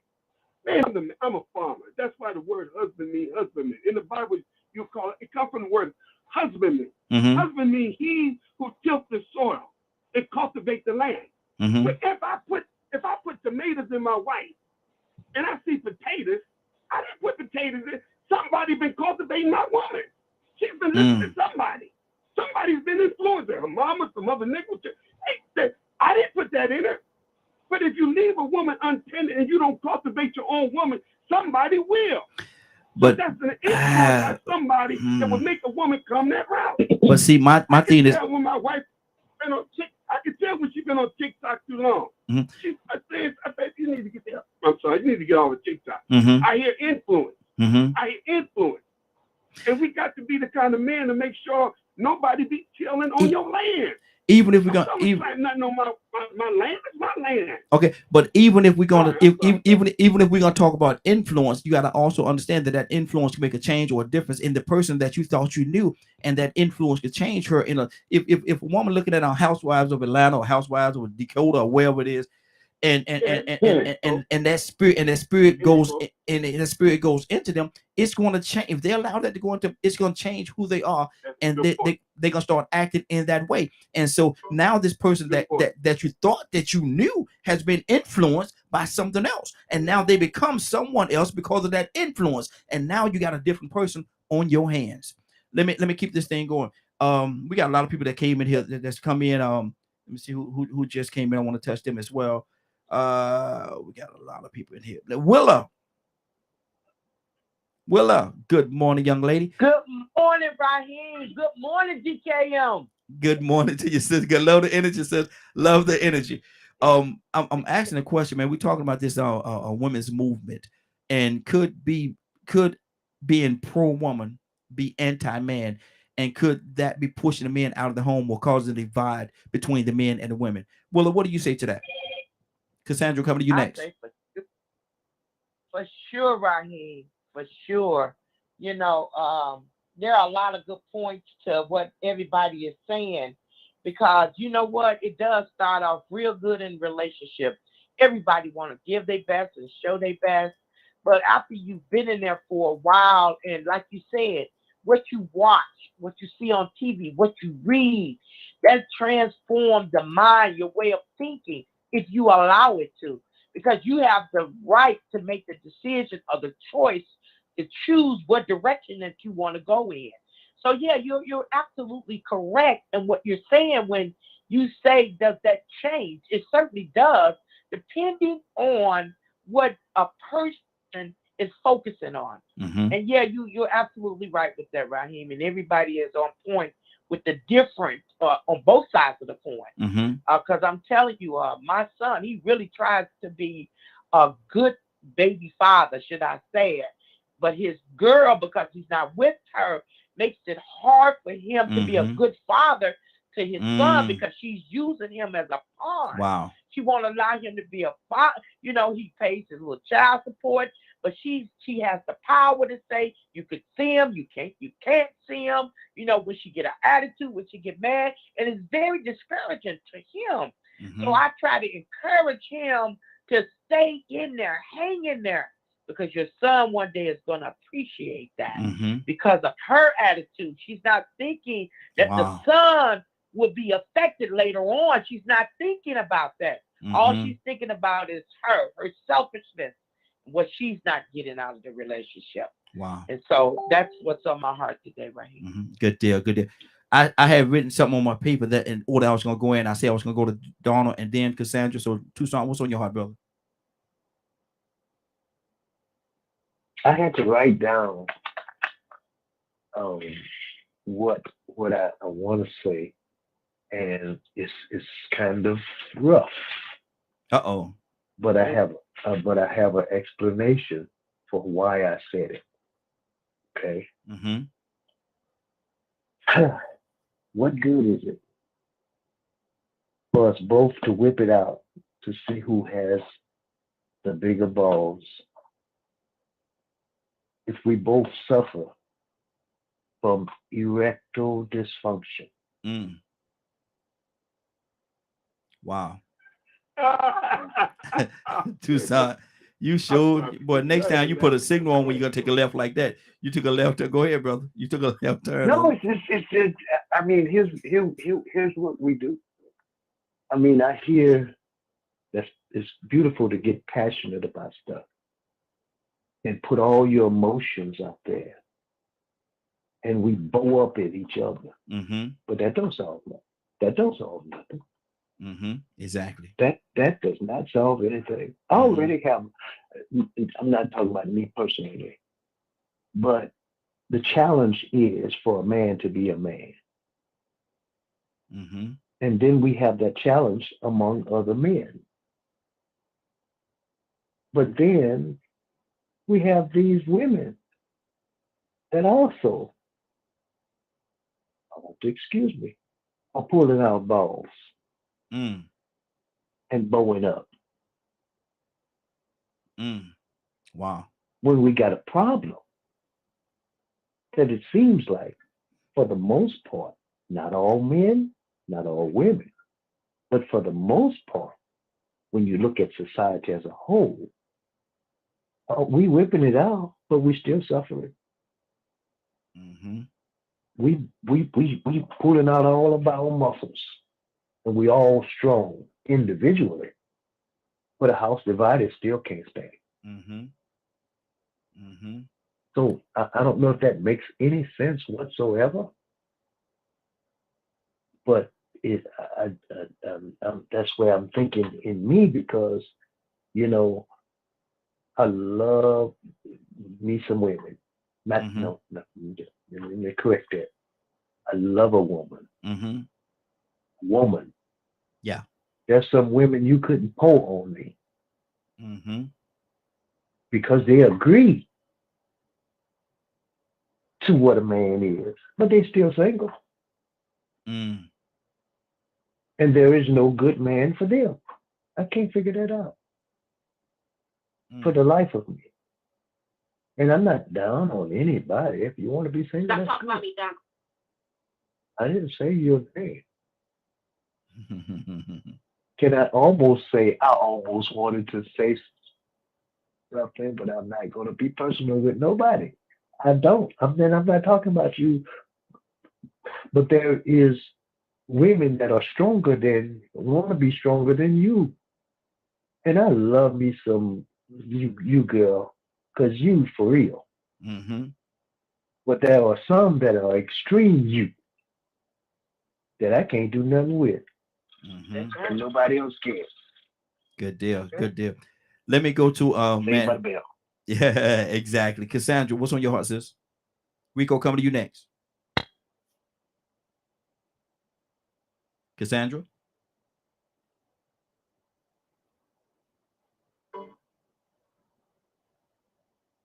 Let me see. Where is Cassandra there? I thought we had her. Okay, Rico, go ahead, brother. I'll come back to Cassandra. Man, thank you for Donald, Dr. Cook, and Navy. Because that's about as close as we done came to a solution. I heard a lot of disturbing things. I pretty much heard shut up and dribble. I almost heard what can we do about it? Might as well ignore it. You know, I'm gonna say this. I think in 93, it might have been 2% of the women that carried on like that. But in 2022, they rapping. They telling you they don't cook, they don't clean, they just work that thing. In 2022, 80% of women find it okay to be adult entertainers. Maybe in 92, it was 2%. You remember when it was unacceptable? You see, this is one thing I realized. Sometimes we take words like correction and submission and don't understand that they mean cooperation. Or negotiating. We ignore it because submission and correction sound so negative. but correction can be advising. Shame on these low down deadbeat dudes that's so weak to walk out on their families and be half a man. Shame on them. See how easy that was? Y'all so low down and no good, and that is not the way to go. You need to be a man and be for your family. Stop running around here calling women hoes. Stop sleeping around. Be monogamous. Wait till you get married. Get you an education. All you dope boys, even though I used to do it back in the day, even though I did some of those things, I was wrong. See how it ain't so hard to hold yourself accountable? And to hold other men accountable for carrying on like that. You know, y'all some low down dudes. That's what has to happen to these sexually liberated women that says, well, you know what? Two wrongs don't make it right, but it make it even. See, we're looking for some balance, but we are out of balance. And if we don't, this thing we call blaming. It did sort of sound like blaming from some people. But sometimes it's not a blaming. Sometimes it's acknowledging and recognizing that you have a situation. And one thing about it, if we can't fix what's going on in our community, we don't need to worry nothing else about no economics and no politics, no Trump, no Biden, no Ukraine. We don't need to worry about nothing that the United States got going on if we need to sit down and shut up and not address each other about what's going on in our community with our families, the dysfunction and the disorder and the unbalance that is going on. We are out of balance. It's fine. You have to find a middle ground for some of these things. Feminism was much needed, but now sexual liberation has gone way out of control, and I think that sort of came from feminism. Somebody didn't draw the line. You can't tell a woman what to do with her body. That's true. But when did it become acceptable by women to say, you know what? I want to be a porn star. You know what? It's okay for me to be promiscuous. If men could do it, we could do it too. Now that women doing it, y'all can't take it. Y'all can't take it since women doing it, but now you're trying to find out who your baby daddy is and you're lying. Can you blame that on men? When you start saying that since we want to make it even, see, it's one thing to fight for rights, but then it's another thing to fight for negativity too. Y'all want to equal negativity. Y'all want to equal rights to do the bad things that men did. That's what we're trying to address. Some of the things that male chauvinists did was not right. Now some of these things that women are doing is not right. So, you know, we have to hold ourselves accountable and acknowledge what's going on and then try to fix those situations, because like I said, the 2% that used to think it was cool to strip and sell coochie and do porn has turned to 40 or 50%. Wow. It ain't the same. These ain't 93 and 94 numbers no more. You know, but I really appreciate what Dr. Cook and Navy brought to the table, because there is some self-accountability. I don't think gold diggers could blame men, but I do want to say shout out to that father that went to court and tried to get visitation for the weekend with his children, but ended up losing one of them to a mama that felt like she was entitled to keep him from them and decided to try to kill both of them to keep him from him. Wow. 508-924-3521. 508-924-3521. K with an E. Good morning, young lady. How you doing this morning? I had to find the mute button. Good morning, sis. How you doing? Oh, I'm just blessed. I'm blessed. Good deal. Talk to me, sis. What's on your heart? Listening to the conversation. And just like you said, somebody said, some women think they got just as many balls as men. And just like women push men out the home, men push women out the home. Talk from experience. My daughter just told me yesterday. She said, Mama, men don't want a woman to wash, cook, and clean and do all of that. Like her and her friend are separating right now because he want to pay on the rent and she got to pay all the rent, all the bills. And if you got to do all that, what do you want him there for? So, hey, it's different strokes for different folks. So he don't want a woman to cook, and my daughter's my daughter. She cooks from scratch. So you definitely got a good woman, because I raised her. Me and God and my mama. So she been raised by grandma and mama and God. Can't beat it. But that's what he chooses to do. So ain't nothing I can tell her to do but keep on praying and be single. Find yourself and let a man find you. If women quit looking for a man, let a man find them, they'll get a man. That's good. I'm running from them. And I ain't bragging, I'm just being honest. And I'm 60. So I don't know what the problem might be. And I don't have a man that don't come over here. My son stay with me and he see it. And he said, I don't believe they come over here and just give you money like that and bring you gifts and you don't mess with them. You can hear it in their voice, I don't mess with them. These men asking me to marry them, boy. I said, God placed you in my home so that you can see this. And he's seeing it. And there ain't a man in my life that don't come over here and say, here, this is for you. Or they'll send me a card. And I just thank God because those are blessings. And I thank him. And that's for me carrying myself the way I carry me. It ain't nothing else. It's just how I carry cash. And that's just how my mama installed it in me. Good that's deal. It and that's I. That's it. And I don't have a problem. Hey, good deal. Good deal. We're gonna go to Badger, then we're gonna go to Toya with a T. So Badger, what's on your heart, brother? And I was sitting here thinking about what all is being said, and I agreed with it. There's a lot of accountability that people aren't doing on both sides. You know, I shared earlier about my experiences in the communities I've been in. And does that play a factor? Absolutely.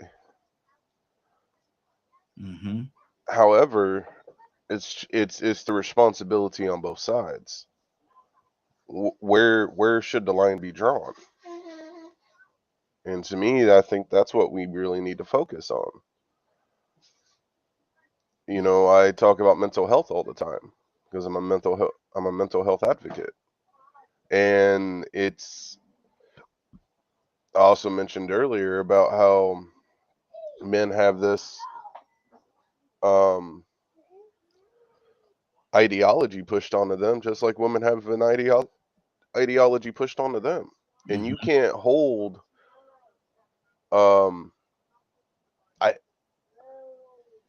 it's not fair to my wife for me to use a past relationship against her because she's not that person. Yeah. And that's, you know, taking responsibility on myself to work through my issues. So, and I think that's something that everyone needs to do. You know, not, you know, what is it that an individual values? You know, is it just money? Is it greed? Is it, you know, a certain thought process?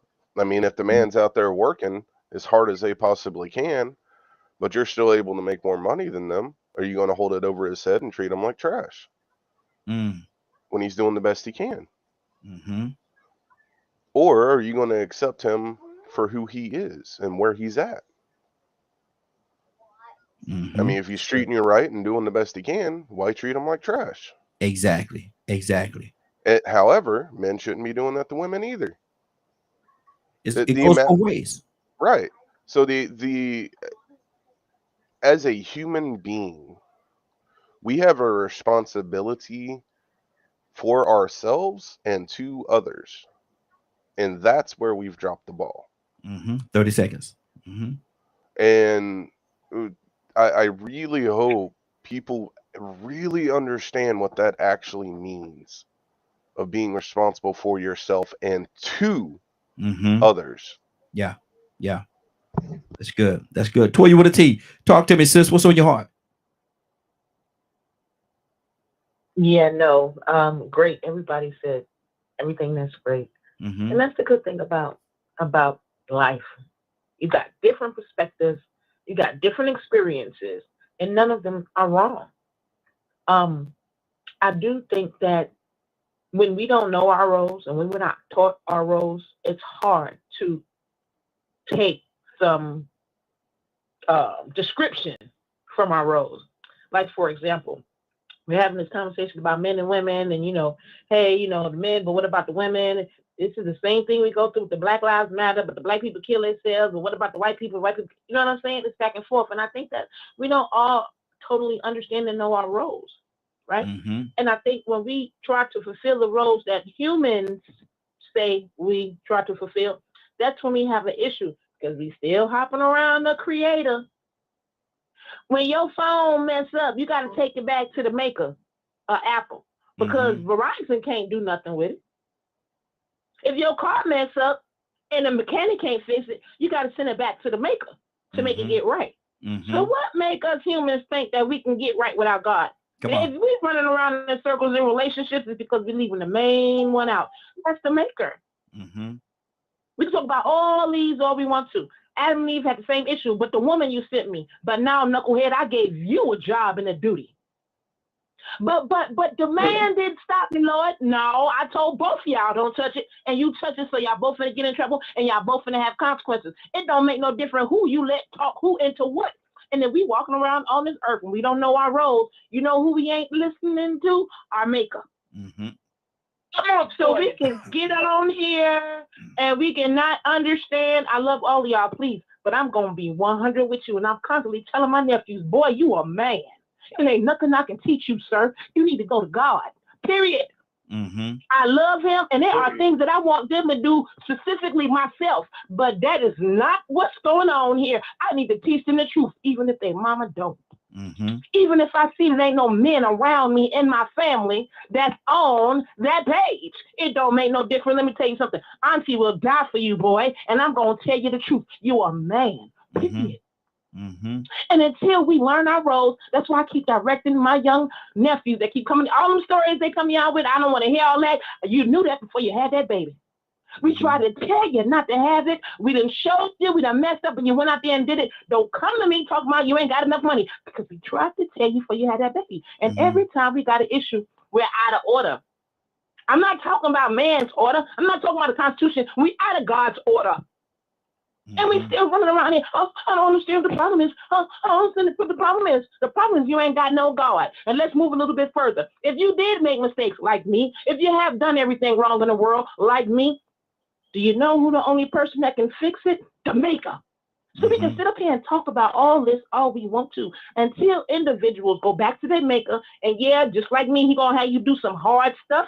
You're gonna have to swallow some bitter pills about what truth is. But until we put our maker back into our relationships and back into our individual lives, I ain't got no man. But when I tell you God working on me something mighty, because I'm out of control and it ain't no man that can do nothing with me. Can't nobody do nothing with me but God. And when he get done with me, he know he got to bring a man my way that's going to be him. Because if you come over here, sir, I'm going to chop you up and spit you out if you ain't right. So at the end of the day, make sure we know our roles. If we don't know our roles or we're unclear, we need to go to our maker, because we can't be flipping up and swatching roles just because it feels uncomfortable. It is what it is. Your role as a woman is to, when you have kids, it's not to be sorry and let nobody do the work by themselves, because you don't let nobody do everything that you love. You have a job, you have a role first and foremost as a woman for your husband, as a mother to your children, and then everything else is secondary. Good deal. And as a man, like Captain said, the man is the provider and he's the head. Everything else is secondary. If you can't perform those roles to the best of your ability, don't be looking for nobody to follow you. Good deal. Good deal. We're going to go in this order right here. We're going to go in this order and keep this thing moving. We're going to go to our Navy, Mr. Hicks, Ibrahim, and Cap. So, Navy, what's on your heart? Navy? I'm listening. Yes, sir. I'm sorry. Can you hear me? Yes. Go ahead. Okay. Oh, no, I'm just enjoying the conversation so far. And I'm so hoping that we can have some resolution at the end of it. I mean, I love what everybody is saying. And I think that if we take a little piece of everything that's being said and apply it, maybe, just maybe, you know, we won't have to have this conversation as often. But again, I'm going to say it again. And I think another part of it is just the fact of, again, responsibility, accountability, and acknowledgement. I mean, my childhood may not have been the greatest, but I did have positive male role models that showed me the standard as to what a man is, or at least in my family anyway. So yes, that's what I look for. My pops is my biological pops, but that's the greatest man on earth to me, aside from my uncle, because it was the blueprint for me in home. My uncle carried that role for it, well, it still carries that role. but my pops was the first healthy male that I had in my home. And it's the little things that I missed as a little girl. Like, to this very day, he will still come and take out my trash. He will still make sure that my car is cleaned out, because he will fuss at me if not. And it's not because he doesn't feel like I can do it, because I had to do it. But I'm his daughter. And he tells me all the time that if he can't do the basic things for you, if I still have to come and do all of these things for you, then what are we doing? But again, he set that standard. And that's the same way, like, if I was to have a son, I want to set that standard for that woman. I want my son to know what it is to have a healthy relationship, which is, again, why I had to go and get me taken care of, because I wasn't mentally, emotionally, or spiritually in a place to pour into someone else, because I was empty myself. Wow. So if I didn't have anything to give. Wow. Rico, I think you have a question. We going to yes, Mr. Hicks and Ibrahim, but go ahead, ask your question real quick. I definitely have a question, Navy. You said something, Kiko. It sounded like you spoke with some very upstanding men, your father and your uncle, right? Yes, sir. They didn't sound too weak. And you're echoing a lot of what I said earlier. Who was the negative person or the negative influence in your life that caused the trauma that you spoke of in the past? Because I relate to a lot of what you went through.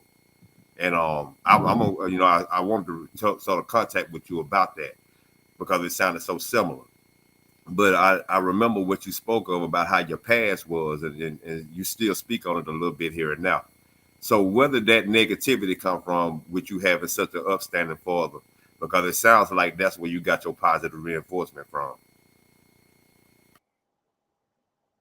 Okay, who was the negative influence? And then, was it a two-part question? Yes, pretty much. What was the negative, the trauma coming from? The negative part of your life. What was that coming from? Since your father was, such a positive part of your life, and your uncle, the healthy part. If I'm being completely honest with you, and this is something that I had to, my stepfather was the most predominant negative reinforcer for me, because that was just ugly. But I love my mom. I will walk through Hades' flames to save her, do whatever. But I also had to acknowledge that I had a mother wound as well. And my mother and I had to go through a period of time to where she just had to take accountability of, baby, I apologize, and I'm sorry that you had to be the mother, the daughter, and the sister, and the protector. And that took a lot for my mom, because I never wanted my mom, just like with my biological dad, because I didn't grow up. It wasn't until I was 12 years old that I lived in the same home with my mom. I was primarily raised by my grandmother. Both of my parents, I thought that was normal for, both your parents just didn't live with you. But I had to acknowledge that I carried of course, I had the traditional daddy issues, but I had mommy issues too, because I didn't know what my mother has been a mother to my brother, but she hasn't been a mother to me, and that's no disrespect to her. And we have this conversation all the time. But my mom couldn't give me something that she did not have. Wow. And I had to extend that grace to my mom. And that was whenever the light bulb went off for me, to acknowledge that, I have a unique perspective here. There's a generational trauma, generational curse, whatever you want to call it, that's taking place. And that's got to stop with me, because my mom was hurt. Her mom was hurt. The mom before her was hurt. I can't carry that on into me, and I can't carry that and pour that into my daughter. I can't do that. So that has to stop with me. I had to extend grace to my mom in order to extend grace to myself, because I had to understand her hurt. And it doesn't excuse or negate what we went through. And she had to acknowledge that, you know what, I did mess up, but I gave you the best of me that I could. Wow, that's good. That's good. I see what's going to go on the order. Mr. Hicks, what's on your heart? And Navy, thank you. The transparency, sister, thank you. Thank you. I really appreciate it. And like I said, I always say, man, I know it helps somebody that's listening in. I want everybody to share this broadcast. I want to charge each and every one of y'all that's on here or that's listening to share this broadcast with at least 10 people. Just put it on the page, share it so people can hear it. There's a lot of things that's going on today, and please, I encourage each and every one of you to please share this broadcast. Mr. Hicks, what's on your heart, sir? Oh, wow. Well, there's been so much going past now. My thoughts and everything is sort of mixed up. I don't know who we began with, but I'll just listen on. Okay, good deal. Ibrahim, what's on your heart, sir?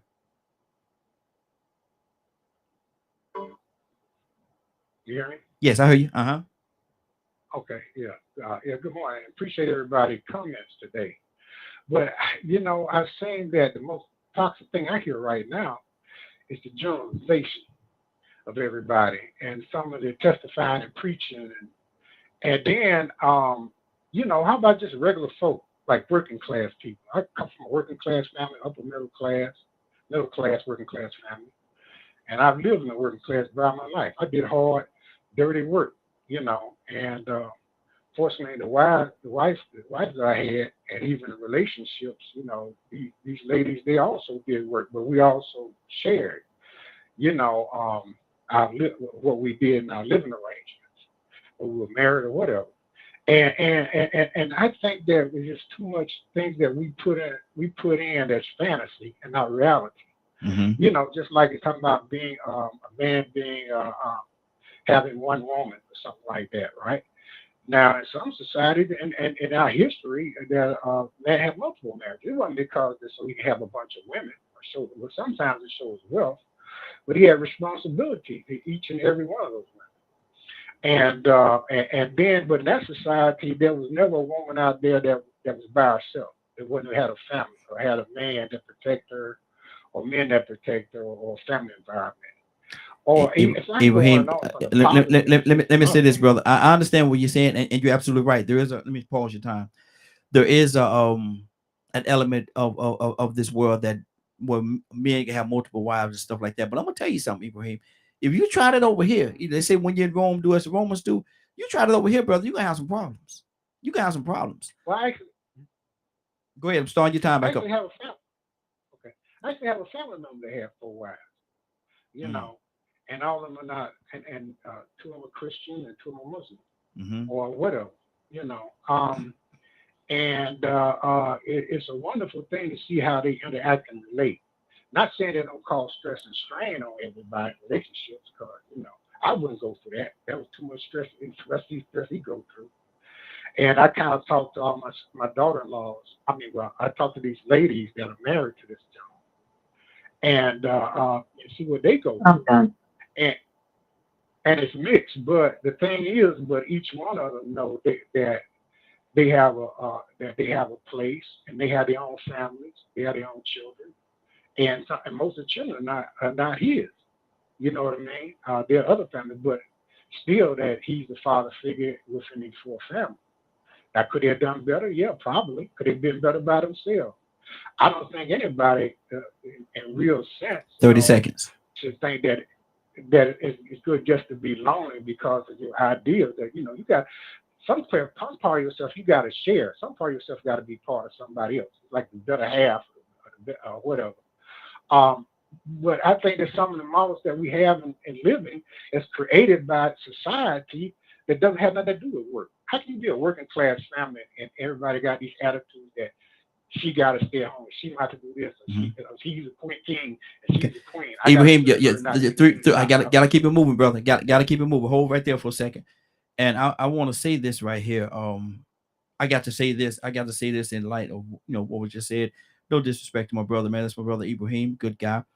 But we talking about solutions of how to fix it. And I don't, about having 2 or 3 different wives and stuff like that. I can't see how that's going to be a solution to what we're talking about today. Somebody out there with 2 or 3 different wives, and then you say he got 2 or 3 different wives, then there's children, and none of the children are his. That sounds dysfunctional to me. But I'm just saying, I'm just listening. I listen to every word that's being said on here. Y'all may not know, but I listen to every word. Captain, what's on your heart? Well, first, let me say this, y'all. To everybody on DTM, I am a person that is very You're going to hear that out of Captain Dennis. So every one of you, we have a perception of what I expect coming from you because that's your spirit. So when Captain Dennis come on and say, oh, here he comes. You're going to be preaching. That's me. I'm sorry. That's something you have a problem with because I am compassionate. I'm a captain. I have to motivate men. I come with a motivation spirit. I'm sorry. I don't mean to be no preacher, but I am passionate. So if you want to throw that on me, cool. I'm passionate. I'm a preacher. I take it. I ain't mad about that. But every one of you got perception. I got perception about every one of you. But I don't say that because I know that's your spirit. So let's be clear on that. All right, now, because I hear little subtle things. Anyway, let's get back. Let me say this, Brother Raheem. Do you know that in the man, I said again, all males are not men, but all men are males. Mm-hmm. Do you know in the man's gene, in our sperm, we have both chromosomes? Y'all know this. Y'all went to school. Y'all know that when we got the X chromosome, we got the X and the Y. Mm-hmm. Why do the man's sperm have both chromosomes? In our sperm, we are the determining factor, whether it be male or female. Mm-hmm. I'm going to say that again. We are the determining factor from the very sperm. So God has given man just a degree, just a small degree above women, not to be taking women and putting them in an abusive relationship. Every one of us has two life. If I grew up as a young man, and I have, and you listen to them young old dudes on the corner try to tell you how to be a man, you can get twisted.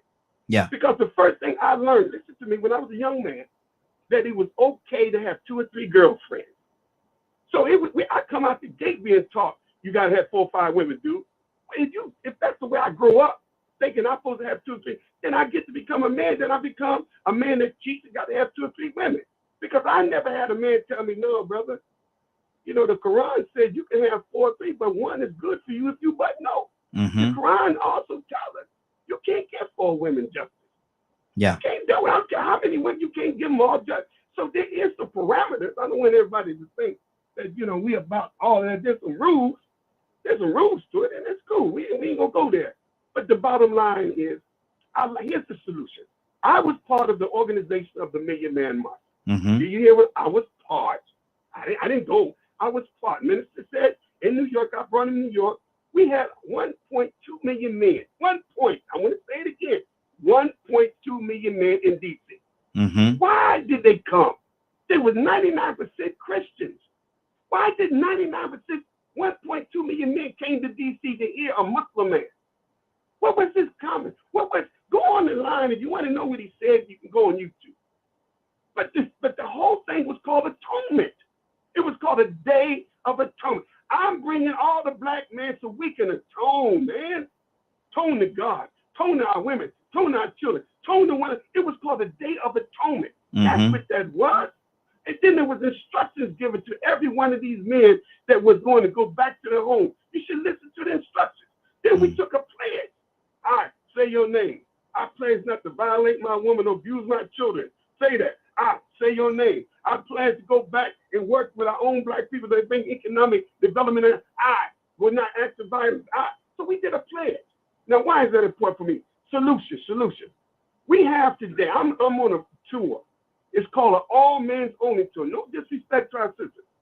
But when the man is by himself and no woman's in the room, then as soon as a woman walk in the room, our feathers come up. Yeah. We start straight. He can't be honest because that's the bravado in him. Even right here on this line, we have a problem giving each one another acknowledgement of something that was wise because I said this. See, this remember what I said. Come on, man. That's the ego. Mm-hmm. We got to learn, man. If somebody say something, I ain't taking nothing from nobody on this line. We mention Pacific and we mention general. Exactly. So I believe we need to have a whole tour in every city, men coming into the room. And you know what I'm going to say when I have this all men's only meeting in Ohio? I'm going to talk about every one of these sisters on the line, and I'm going to say to the brother, you know what the women think about us, brothers? The women say X, Y, and Z. Mm-hmm. And we're going to deal with this. Mm-hmm. But we've got to be more responsible. What are we going to do when we leave this all men's only meeting? We have to now start taking up responsibility to go out there and save our young brothers on that corner. Good deal. We have to begin more responsible. You have to teach the man. He's ready. We got some crazy stuff. I'm on the all men's only tour. So I don't care what y'all do. I mean, it's cool. But I train there. I know if I get 500 men in the room, I'm going to get 200 out of 500. The other 300 go find an excuse not to be a man. I do this all day long. Mm-hmm. And I get more women that can stand behind what I say because it makes sense. But to come to the brother, well, who died to make him cute? Well, what's so bad about that? So I'm a man too. That's why we ain't going nowhere. So we got to sit down as men without no women, because you got men with strutting right now on this line because there's women on this line. Mm-hmm. But and I like when you have men for real. 30 seconds, Captain. Black men being, mm-hmm. But then women slipping on that line now. They on that line. Mm-hmm. So if we want to be real, make sure no women is present. Because what we got to say, we don't want the men think that we fronting on them. Oh, Captain front. No. But if there's no women on this line, we got to get bare knuckles and let's be honest and stop the BS. You can't defend BS. Absolutely. We Absolutely. know that some damn gone men ain't worth 2 dead flies. We know it. Mm-hmm. But we ain't talking about that. What we men going to do, the real men. Exactly. That's all I got. Good deal. Good deal. Curtis, what's on your heart, brother? Well,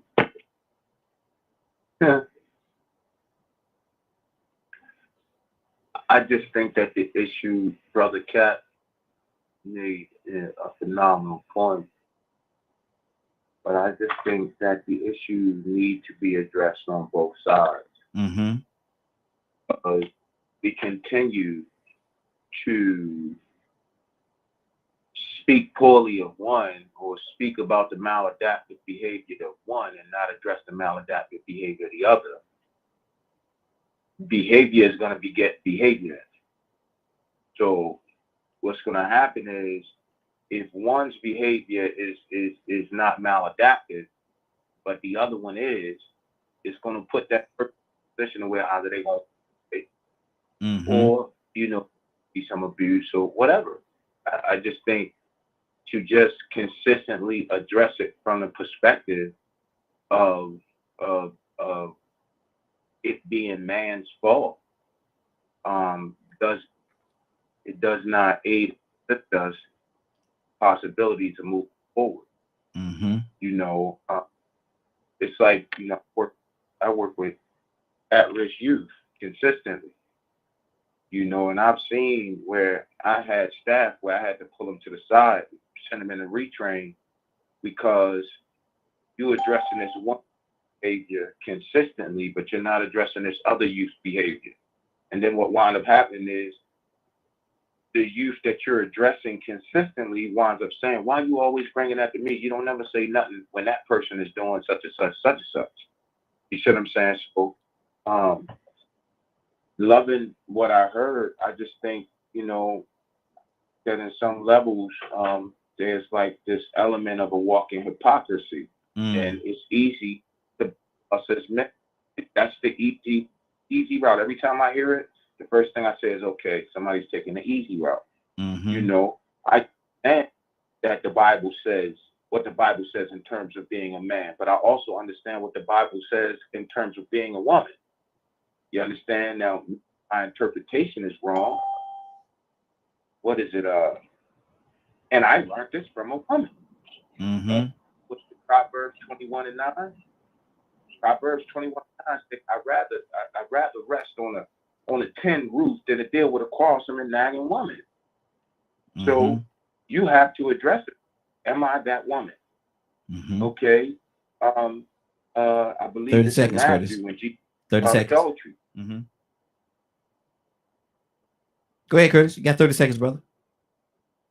So I think that the issue is twofold, and the only way we're going to get some resolve and or resolution is to address our maladaptive behavior, not from the perspective of you caused me to do this, but from the perspective of I chose to do this. Mm-hmm.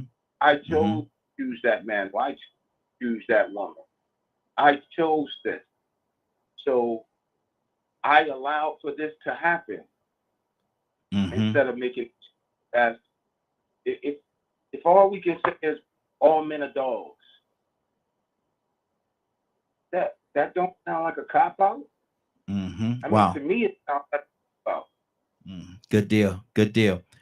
And I think it very well. And I think it very well could be a cop out, or like you said, man, the easy way out. That's the easy way out. That's the easy answer, the easy fix to whatever is out there. We got our Minister Neil with us this morning. Minister Neil, good morning, sir. How you doing this morning? Good morning, everybody. How's everybody doing? Hey, doing good, doing good. Hey, I just hear Muhammad on there this morning. Muhammad, I heard him over there. He's still over there hollering, screaming. Yeah, he's still. That's me. I'm sorry, but that's me. I try to tone it down a little bit, bitch. I'm here. Hey, I'm not mad at you, my dear brother. You know I love it. You know I love it. I love it. Instead, we're talking about the women and the female movement. We talk about that, and could it be a situation whereas they're so pro women that they're anti men and they're putting the divide in the household and pushing the man out? What do you say to that? 3 minutes. Well, one thing I can say is this, and I'm just going to keep it very briefly and short with this. No woman can push you out when you're in order, and you're in the order of God. Period. You can't trust it. Because one thing that's going to happen, God going to remove you first. That's number one. Number two, you got to also remember this. Sometimes desperation brings on disobedience when we pick up certain people and we pick up certain relationships that God did not ordain for us to be in. That's from friendship to a marriage or whatever. So we have to step back for a minute and start going back to the foundation and start listening to what He says and not what we say, because we have a tendency of going through and ignoring God's will. And I know people say, "Oh, that's a cliche." And I know it's what it is. That's why you look up. That's why so many broken marriages and so many broken homes, because it wasn't. I'm not gonna say it wasn't godly, but somewhere down the line, y'all missed something somewhere. And sometimes you're just not. Y'all wasn't supposed to be together. I'm sorry. I hate to say it, but I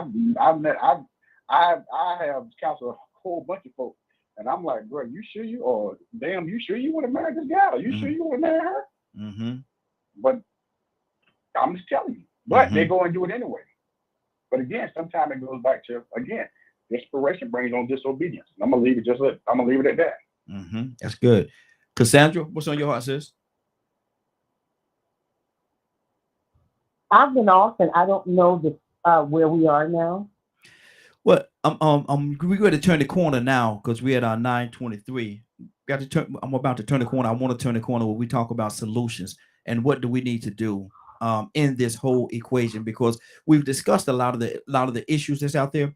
Now let's concentrate on solutions. What do we need to do to pull this family back together, to put the man and the woman back together in their rightful place in society, so that it could help that family, the community, and society as a whole? Cassandra, what are some of the solutions to take those dividing wedges out? Okay, so first of all, we are not going to be able to pull a lot of them together, because the ratio says that. The ratio of male to female says we're not going to be able to have a whole bunch of most of these people come together. So what we have to concentrate on are those men that are out there and those women that are out there that want to be in relationships. It's about communicating, because obviously the narrative is it's going to look different to different people. So I'm not going to tell people how they should feel based on what they've been through. What I can say is, if you want a good relationship, if you want a healthy relationship, it comes through communicating, finding out what that person is expecting, what you are expecting, and then you work toward the middle. And you don't have a lot of that. But to say, bring them together, I think a lot of women are just going to remain single because there are not enough men. We know that. I mean, just check the ratios and see there are not enough men to match the amount of women in the world, not just in this country, in the world. So, I think communication is the key. Absolutely. Absolutely. Badger, talk to me, brother. solutions, huh? Yes. People needing to learn to be responsible for themselves and to others. It's the same message I always preach. Mm-hmm. I am this blame game of blaming other people does not acknowledge the responsibilities that we have for our own choices and individual choices in our lives. Just because bad things were done to you doesn't give me an excuse to behave the way that you're behaving. Mm.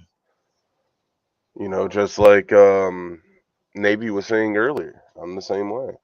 I had to break a curse of abuse Mm-hmm. that ran in my family. So it's one of those situations of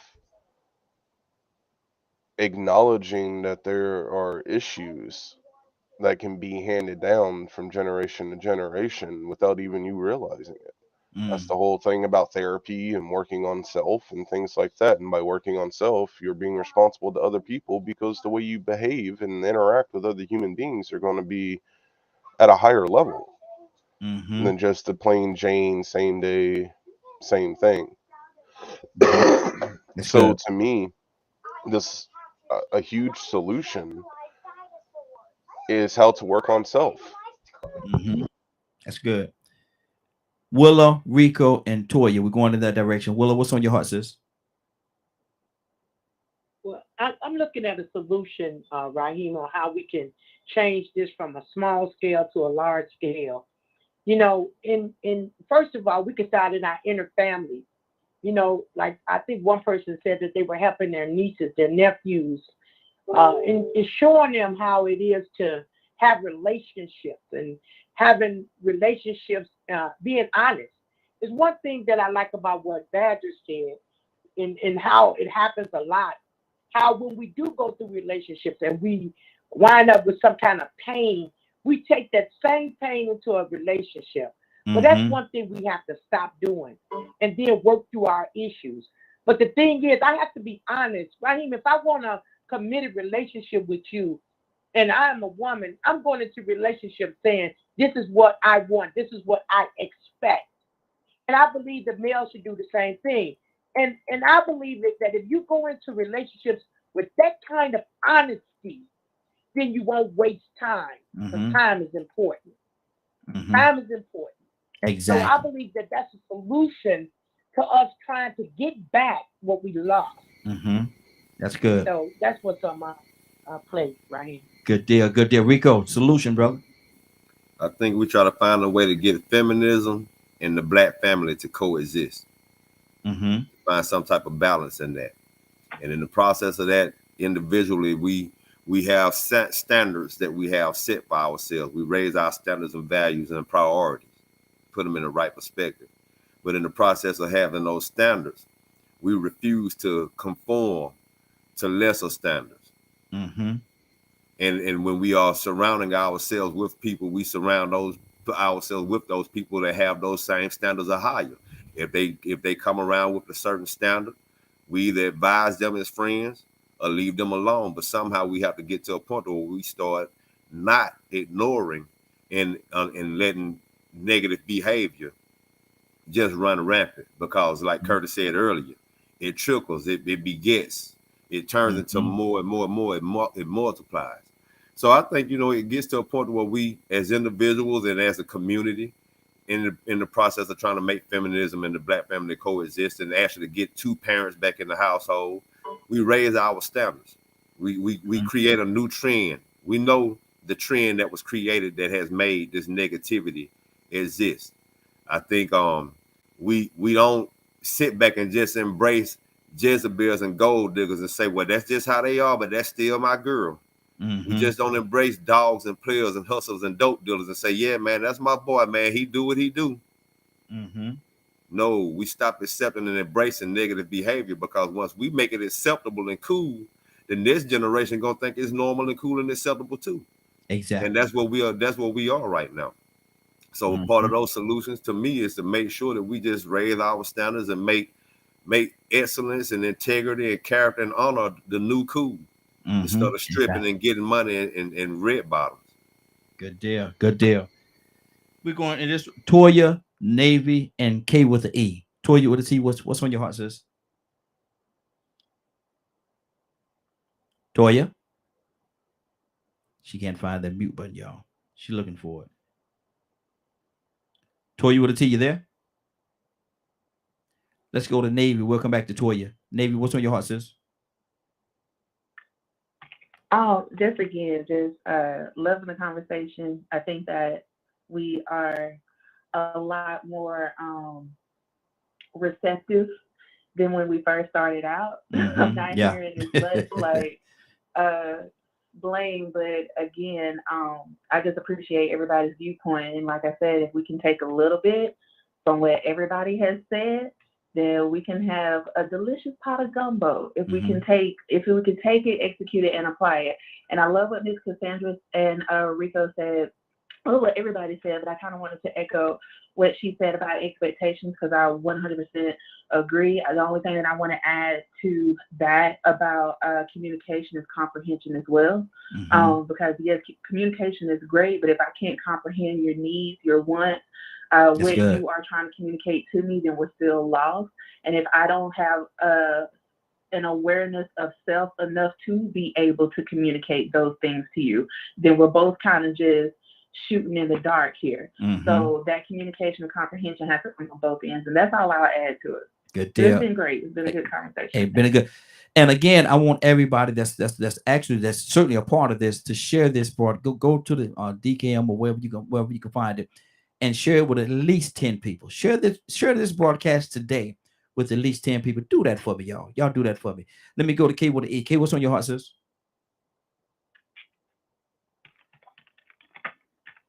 Okay. Now, Kay, I gave you the heads up that you need to find that mute button before I came to you. And look at that. Look at that. Well, somebody look at there. Look at that. Somebody look at this here. Kay with the E, you there?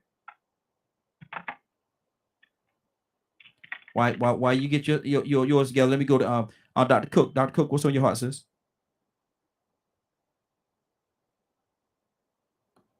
Dr. Cook, you there? I'm just listening to everyone. I just learned a lot today from everyone, and I thank everyone for their information. Everyone had different perspectives, but a lot of the perspectives were saying the same thing. And I just basically thank everyone for what they presented today, because I learned a lot from what everyone said. From Captain, from Ibrahim, Curtis, Toya, and Navy, and Rico. I learned a lot from what everyone said, and I appreciate the information. This was a very good broadcast for today. Thank you. To God and be the I think glory. we need to have more conversations of this on this matter in the future. Absolutely. And we will. We certainly will. Let me go to Curtis. Curtis, let's talk solutions, brother. Well, first and foremost, the biggest solution is to have an open, honest dialogue, conversation with ourselves. Rico said something that really stuck out to me when he was saying, the way I took what he was saying was that basically in this situation, I think maybe both of them said the same thing almost. In this particular situation, it's going to take women to check women, and it's going to take men to check men.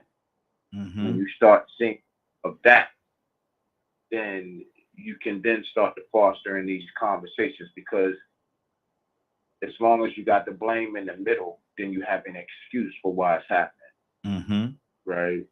So, solutions for me is to start having open, honest dialogue. You made me think about something that I've seen that always bothers me everywhere I go. And every time I go somewhere and I see this, and it bothers me thinking like, wow, what if a dude did that? What if a group of dudes did that? But I guess that'll be a conversation for another day. But that definitely needed. The dialogue is definitely needed. even if it's just to push out the judgment. So some of the things I heard was like, all women do this, and all women do that, and all men do this, and all men do that. And that's just not true. That's not true. Had my fair share of women, but I ain't never laid with no dummy. That got a slogan about that. I don't get down with no. You see what I'm saying? But you first, in order for me to even enjoy you. So, I mean, from a dude's perspective, only thing I can say is, ladies, we got to get back to listening to our dudes. I ain't said nothing about that. I'm saying, listen, I'll close with this right here. Did you see the video that dude posted on Instagram where he was talking about killing his kids? No, I didn't see that one. No. He killed his 2 kids, man. He posted on Instagram the last post. Wow. And you know what playing in my heart, bro? You know what keep playing in my mind and in my heart? When I looked at it, one, as a therapist, as a counselor, 2, as a human service provider, and 3, as a man, right? And you know what I got from everything he said, bro? What's that? His baby mother would not listen to him. He kept saying, all you had to do was talk to me and let me know what was going on. All you had to do, and you can see he trying to hold back the tears, and you can see why he's trying to hold back these tears. He's trying to hold back these tears because society done told him, you can't cry, bro. So there's a lot of issues with men right now that's going on, with young men right now that's going on that we don't want to address because society has said that we're supposed to have a certain level of vibrato and a certain level of pride. And put that to the side, man. Exactly. But wrap it up for me, Curtis. Wrap it up. Hey, go finish your thought, brother. No, I did. I said those are my suggestions. Okay, cool beans. Minister Neil, we're talking solutions. What are some of the solutions to wedge these gaps between the men and the women and all these situations that's going on? What is the solution? Conversation. I mean, I think everybody pretty much has said that, and I truly believe that's the only way. Because you're not going to know unless you're told. Simple as that. You know, something that Deacon used to say to me when I first got ordained. He used to always say, "You're now stepping into a different realm." So always remember. 90% of your job is going to be to listen. The other 10% is going to have you to move where God wants you to move. And that will make the 100. And that's what we have to do. We have to just listen to one another. That's good. It's not hard. Just talk to one another. That's all we have to do. We have to talk. I'm about to go in the doctor right now. I got to tell this man everything what's wrong with me. Yes, sir. If I don't, he don't know how to cure me. He does not know how to treat me. And it's the same way it is with when you're in this relationship.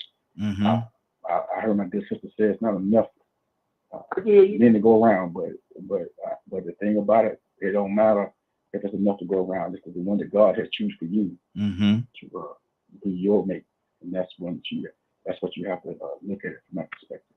Absolutely. And I hear that a lot, and but again, I want to thank y'all, man. God bless you, man. Likewise, bro. Muhammad, man, it was good hearing you, man.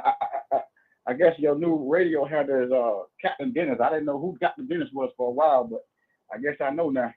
That's Muhammad. So, yes, sir. You know Mr. Muhammad. Good deal. Good deal. Man, I love y'all, man. Hey, love you as well. Y'all have a good weekend. Hey, man, I'll see you later, man. Yes, sir. And, hit me up. I got your hat, man. Okay. Okay. Appreciate you. Y'all be safe. You too. Captain, we're talking solutions. What are the solutions? Hey, listen, I love what Rico said, and most certainly with Curtis. Sister T, she said something, and we can't dismiss and take God out of the equation, for real. I mean, let's keep it 100. You know, we have to measure ourselves up to the definition of what a man is. I don't know no better definition than God. I think if we use God as the standard by which we grow to become men, I can see how we can lose. Now, let me say the solution. As brother said, Curtis, women should talk to women. There should be an all women's meet, just like I'm having all men, and women should discuss the issues of what we men feel like. I'm bringing all the brothers together to discuss the issue of what women feel. Things we can be honest. Now, you never put the two together until you have a independent training.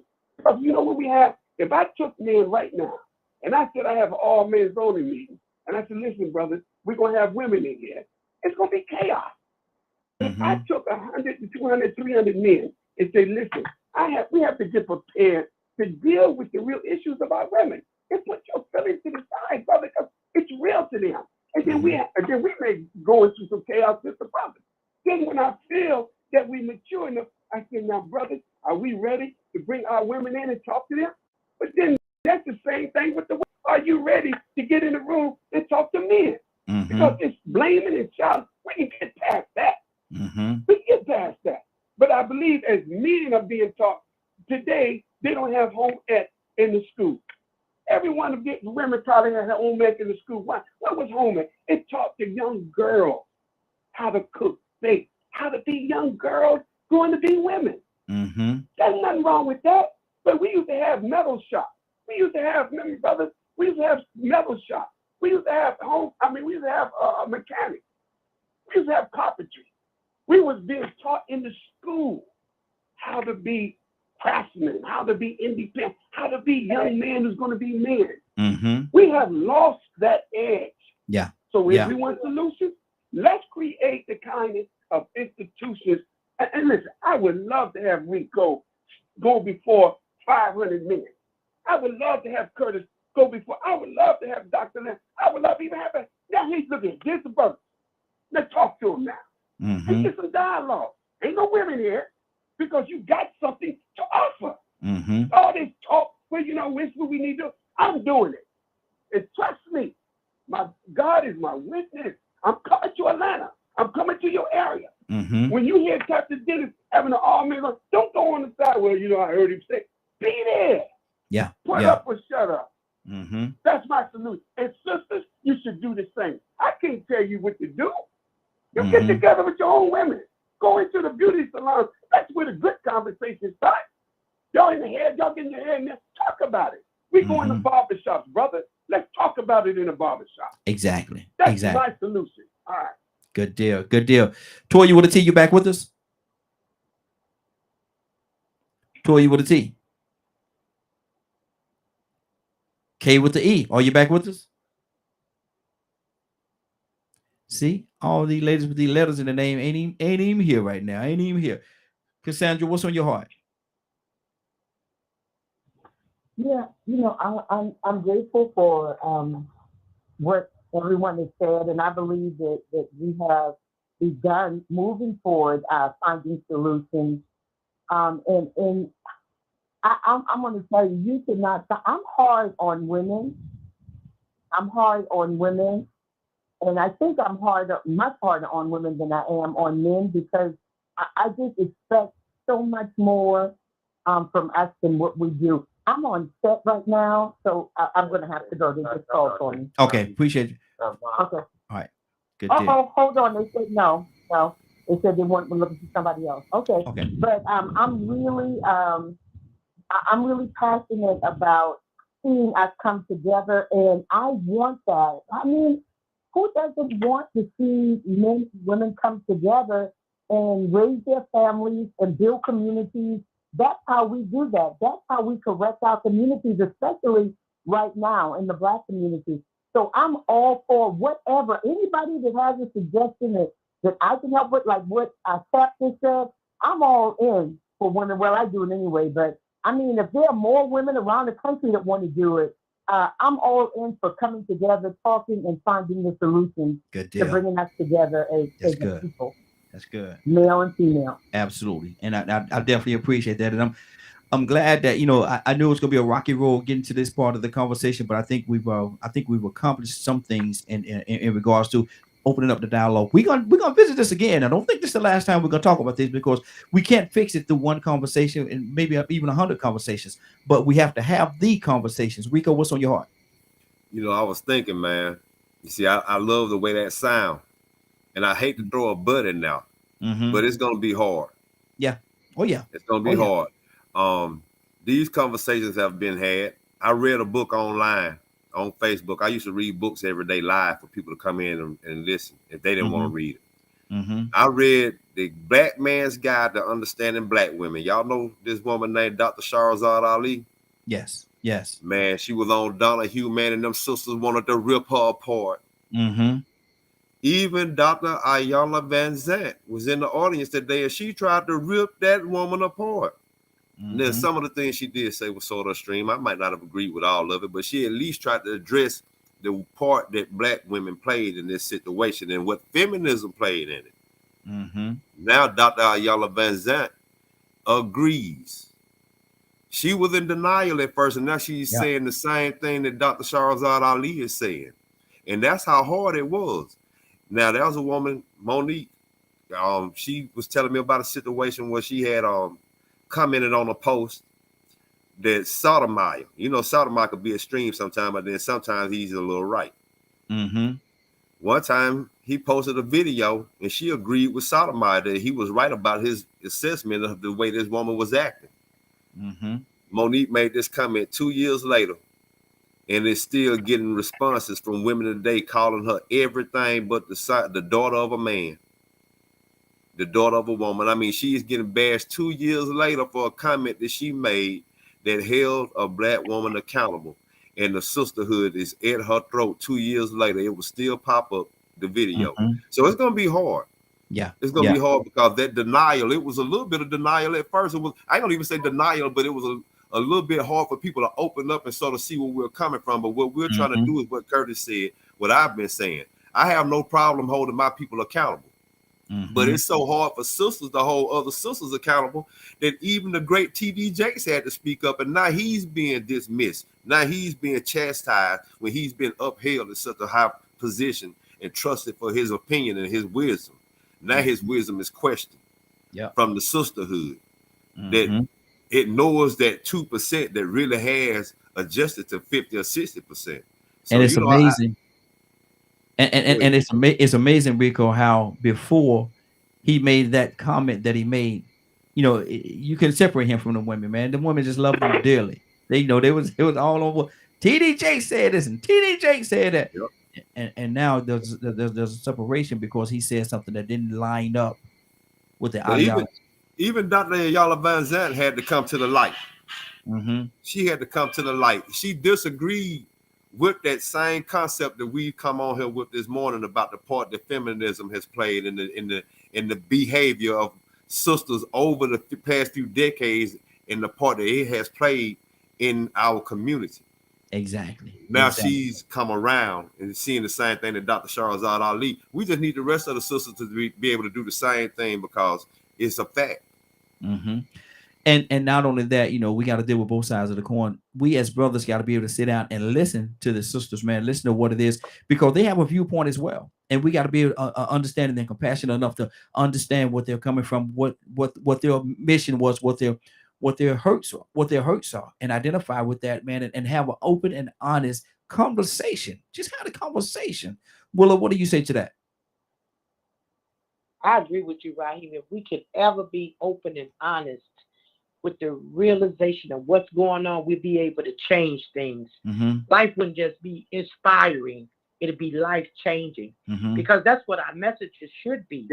You know, we should encourage and inspire people, but most of all, we should have a life-changing message, a message that helps us to change from within. You know, we always want to dress up the outside. We always want to fix the outside and change the outside. And we do that for attraction. We do that to attract somebody. We're on the hunt. But if we're ever able to fix that inside, if we ever able to get people to look at the inside and not the out, We'd be so much better as a people, as a man, and as a woman. Exactly. We'd be so much better. Exactly. So I agree with you, right? Good deal. Hello, Miss 76. How you doing this morning? Badger, what's on your heart, brother? You know, I've been sitting here listening, and I find it interesting that everyone's saying what I've been saying since I've been on this show. Being responsible for yourself. Which ends up leading to being responsible to others. And it's wild how it seems at times that how powerful that comment really is and what it means. And how many people overlook it or not pay attention to it. Because we're talking about solutions of today's day and age. And being responsible for yourself is taking a inventory of why the individual is behaving or interacting with the things, reacting to the things that are around them based on their environment and toxicity that is in our society. You know, to bring about change, especially to those that are around you, starts with yourself. And by working on self, you end up helping those that are around you. That's good. You know, how can you feel love if you don't know how to love yourself? How do you know how to feel God's love if you don't know how to love yourself? You know, you got to fall on your face until it finally clicks of what it is. So, and in this current society, you know, it's selfish all the time. Everyone's taught to be selfish, but they're not taught the other side of it. Good deal. Good deal. Captain, what is the solution, Captain? Well, you know, I think, you know, everybody on here, man, I mean, I am so honored to be among men and women that are so open and honest, and we're attacking a very sensitive and controversial situation. But let's not forget now that there has been, I believe, not to say, yeah, I'm just fears and what, but there has been a concerted effort to keep us at odds with one another. I just believe that. I believe that our women have turned upside down and the men have turned upside down. I think the minister Saturday, when I was with him 2 weeks ago, he said in a speech he gave, he said a man can never be what a woman was intended to be by God. That was deep. And a woman can never be what a man was intended to be by God. That's deep. So how we try to be what we can't be? Solution against solution. Our people would do better if they only taught better. Yes, it's going to be hard because ain't no doggone question. Sharada Ali, that's my sister. She come out the Nation of Islam. She got her way. She got her own. She's brilliant. There's some things that you're right. But you know what? She knows how to treat a man, and she knows the role of a woman. Now, men and women may not like that, but the bottom line is, let me tell you what she said.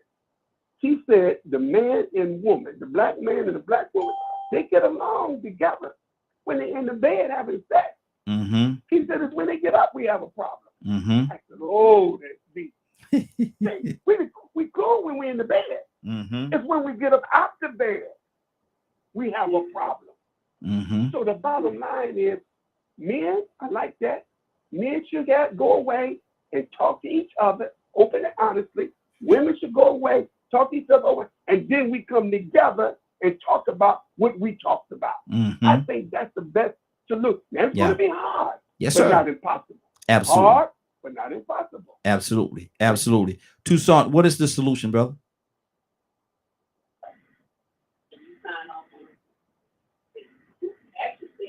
Toussaint, you there?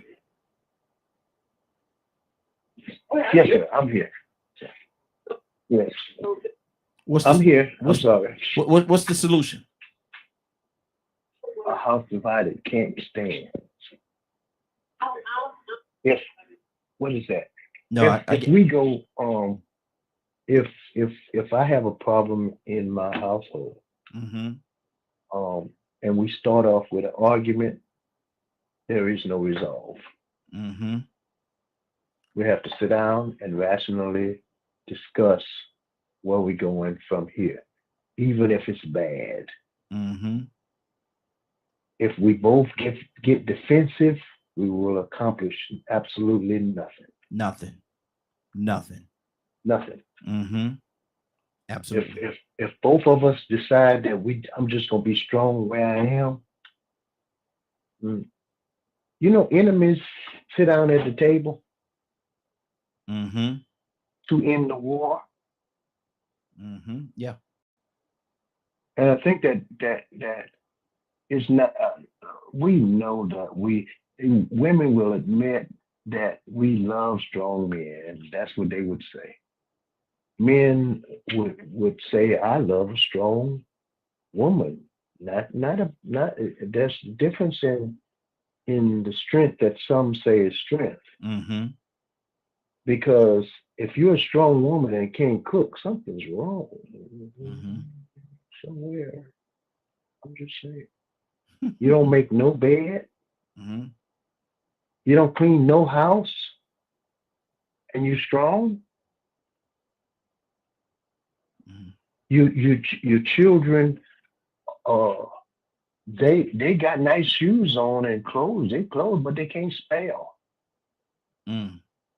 You work 3-4 jobs, but your child don't know you. We need to sit down. Don't analyze the next person or even the one that you're with. I check me. And if we don't check ourselves individually, again, we won't accomplish nothing. I can't blame nobody. I can't even blame the one I'm with for my past, or I can't blame the past for the one I'm with. I can't mix them. And I can't analyze none of that because the problem may be me. Let me check me. And if I'm out the way, any kind of way, let me have a guide. If there is a guide, go to the guide and see if the solution is in there. Good deal. Good deal. I'm trying to catch up with Toya with a T. You back with us?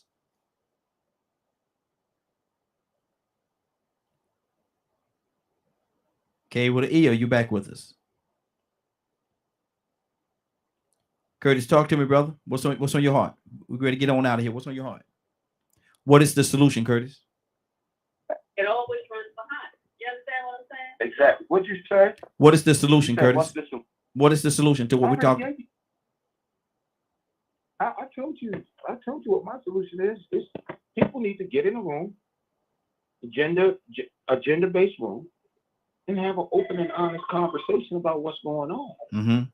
That's just what it is, man. Like, and then we come together and collectively meet and talk about what's going on. But if the only thing that we're going to continue to do is just blame the other gender, we're never going to get anywhere. Blame becomes an excuse for not doing, or for not addressing, or for not having a dialogue, or for not talking, for not expressing, or for not understanding why a person feels a certain type of way. That's good. That's good. That's what it is, man. At the end of the day, why do you think all of a sudden, one of the biggest examples of what I'm talking about is all of a sudden over the last 2 or 3 years, we heard this big push talking about CRT. That ain't been taught in nobody's school, at nobody's high school level, CRT. It ain't been taught. But we heard that push. Why was that? Okay. Wow. But just to stop a real purpose and agenda of moving forward that would have allowed for us to have an open, honest dialogue about what is right, what is inappropriate, what is maladaptive in the way we teach in our children the history of this country. Absolutely. And on that note, Rico, what's going on? What's going on at 3 o'clock today, sir? If you missed today's awesome broadcast and would like to see the rebroadcast in its entirety, you can tune in at 3 p.m. Eastern Standard Time on www.dkmmediagroup.com. Good deal, good deal. And I got to say it again, man. We can't come to an absolute solution through one conversation, but we can start in moving the ball in that direction. We can get on. We can make our way to the playing field. We can make our way to the playing field, or even to the park. Not even on the playing field yet, but we're at least in the park. Let's go to the park, and we'll figure out how we're gonna play. Who's gonna be the players on the field? Who's gonna start? Who's gonna do whatever we need to do? But in order, unity, exactly. But in order to do it, we got to at least find our way to the park. And Raheem, yes, sir. In the process of us holding ourselves accountable, and letting the people know who are accountable that they're doing what they're doing, that we don't as a whole receive that as blame. Exactly. Now I got to ask a question. Rico, is she here today? I heard her earlier. I heard her. Now this got to take us all the way to Monday. So is she here? Come on, Raheem. I'm here. Let's go. Well, are you ready? Raheem, let me tell you something. I am ready. This has been an awesome conversation. Let's go, Raheem. Look, you got to take us all the way to Monday. It's got to take us to Monday now. So I need you to put that mustard on that thing. Put that mustard on that thing. Willa, let's go. Let's go. Let's go, Raheem. Let's go. Father God in heaven, Lord, I thank you. I thank you so much for allowing us to get up this morning. Get up to see another day. Another day that we may not ever see again. But Father, I thank you for it in spite of, Lord. Father, I thank you for what you've done today, oh Lord. I thank you for helping someone today. Someone has received your message, Lord. Father, and I thank you for that, Lord. Father, I thank you for letting us know that without faith, it's impossible to please you. But Father, we stepped into the plate. We've turned the buggies and bags into cars, Lord. We turned boats into lightning, Lord. Father, we thank you, Lord, because of you. We thank you, Lord, what you've done in our lives. Touch each and every last one that's on this line. Keep them protected, Lord. Give them wisdom, guidance, and understanding. Show them your ways and line them up with your will. Allow the Holy Spirit to keep them and their families, Lord. Father, the enemy is running rapid, and we know why. Father, we know that in spite of what he's trying to show us, that you're bigger than everything. You're bigger than cancer. You're bigger than diabetes. You're bigger than sickness and illness and suicide. Father, we know that you're bigger than it all. And we thank you for that, Lord. Father, we give you the honor. We give you the glory and the praise. In Jesus' name, amen, amen, amen. Glory to God and hallelujah. Thank you, Jesus. Thank you, Lord. Hallelujah. No. Yes, Lord. Yes, Lord. Toussaint, talk to me, brother. What's on your heart? Raheem crying. I love it. I gotta go, y'all. I love it, man. I love it. No, they got me blocked out here. I'm here. Can you see me, Rico? No, I can't see you, man. All I see is that sign right there. I thought you was over there hiding your face. No, man. I don't know what happened. My thing froze up on me. I gotta hold on. Take it for a minute, Rico, while we reboot. I got you. Well, I don't know your little speech at the end, so I'm gonna try to make it hold on for a little while until he come back, so he can get that final speech about the hugs and everything, getting how much he love everybody. But man, this has been an awesome broadcast. I believe that there was enough room for everybody to, sit back and evaluate themselves and take something from this and be able to pass it on, so we can create this new trend and bring our families back together, making feminism and the Black family coexist again. Absolutely. And Rico gonna tell everybody in 58 countries that I'm crying. Lord, my God. I heard you. I thought you were crying. But look at it. And then it's not only did he say Raheem crying, he said Raheem crying, I love it. Lord, boy. Hey, Toussaint, see how your friends do your man. Yeah, boy, I tell you what. I ain't gonna say it, but I got a tier 2 coming myself. Amen, bro. See, Willa, see what you did? That was a powerful prayer, everyone. Yes. And you all Yes, have Lord. a blessed weekend. And you do the same, You sister. And I too. appreciate you. And I hopefully we're gonna see you Monday. But like I said, I'm looking at the clock. It is now 10:05. I want to thank everybody for joining us. And more than that, I want to thank you for allowing DK, your media group, and associates, and the Morning Glow for being a part of your day. It is 10:05. You're about to exit the Morning Glow. But before you go, I want you to do me two favors, if you will. One, I want you to continue to pray for us because we're certainly praying for each and every one of you. Number two, why this is real simple. I want you to go out there, find somebody, and give them a hug because you never know. It could be the only hug that they get, or it could very well be their last. Love you, and ain't nothing you can do about it. Have a great day and a better tomorrow. And then we shine some of this light of you from the, I was gonna say real men being men, from the Morning Glow. Take it out there into this wicked and cruel world that we live in, and let your light so shine. If you get an opportunity, give somebody some love. You just might find some love in return. Won't that be a beautiful thing? Have a great day. Have a great weekend. And we will see you Monday morning. If God said the same, love you, take care of each other, and please, please, please be blessed.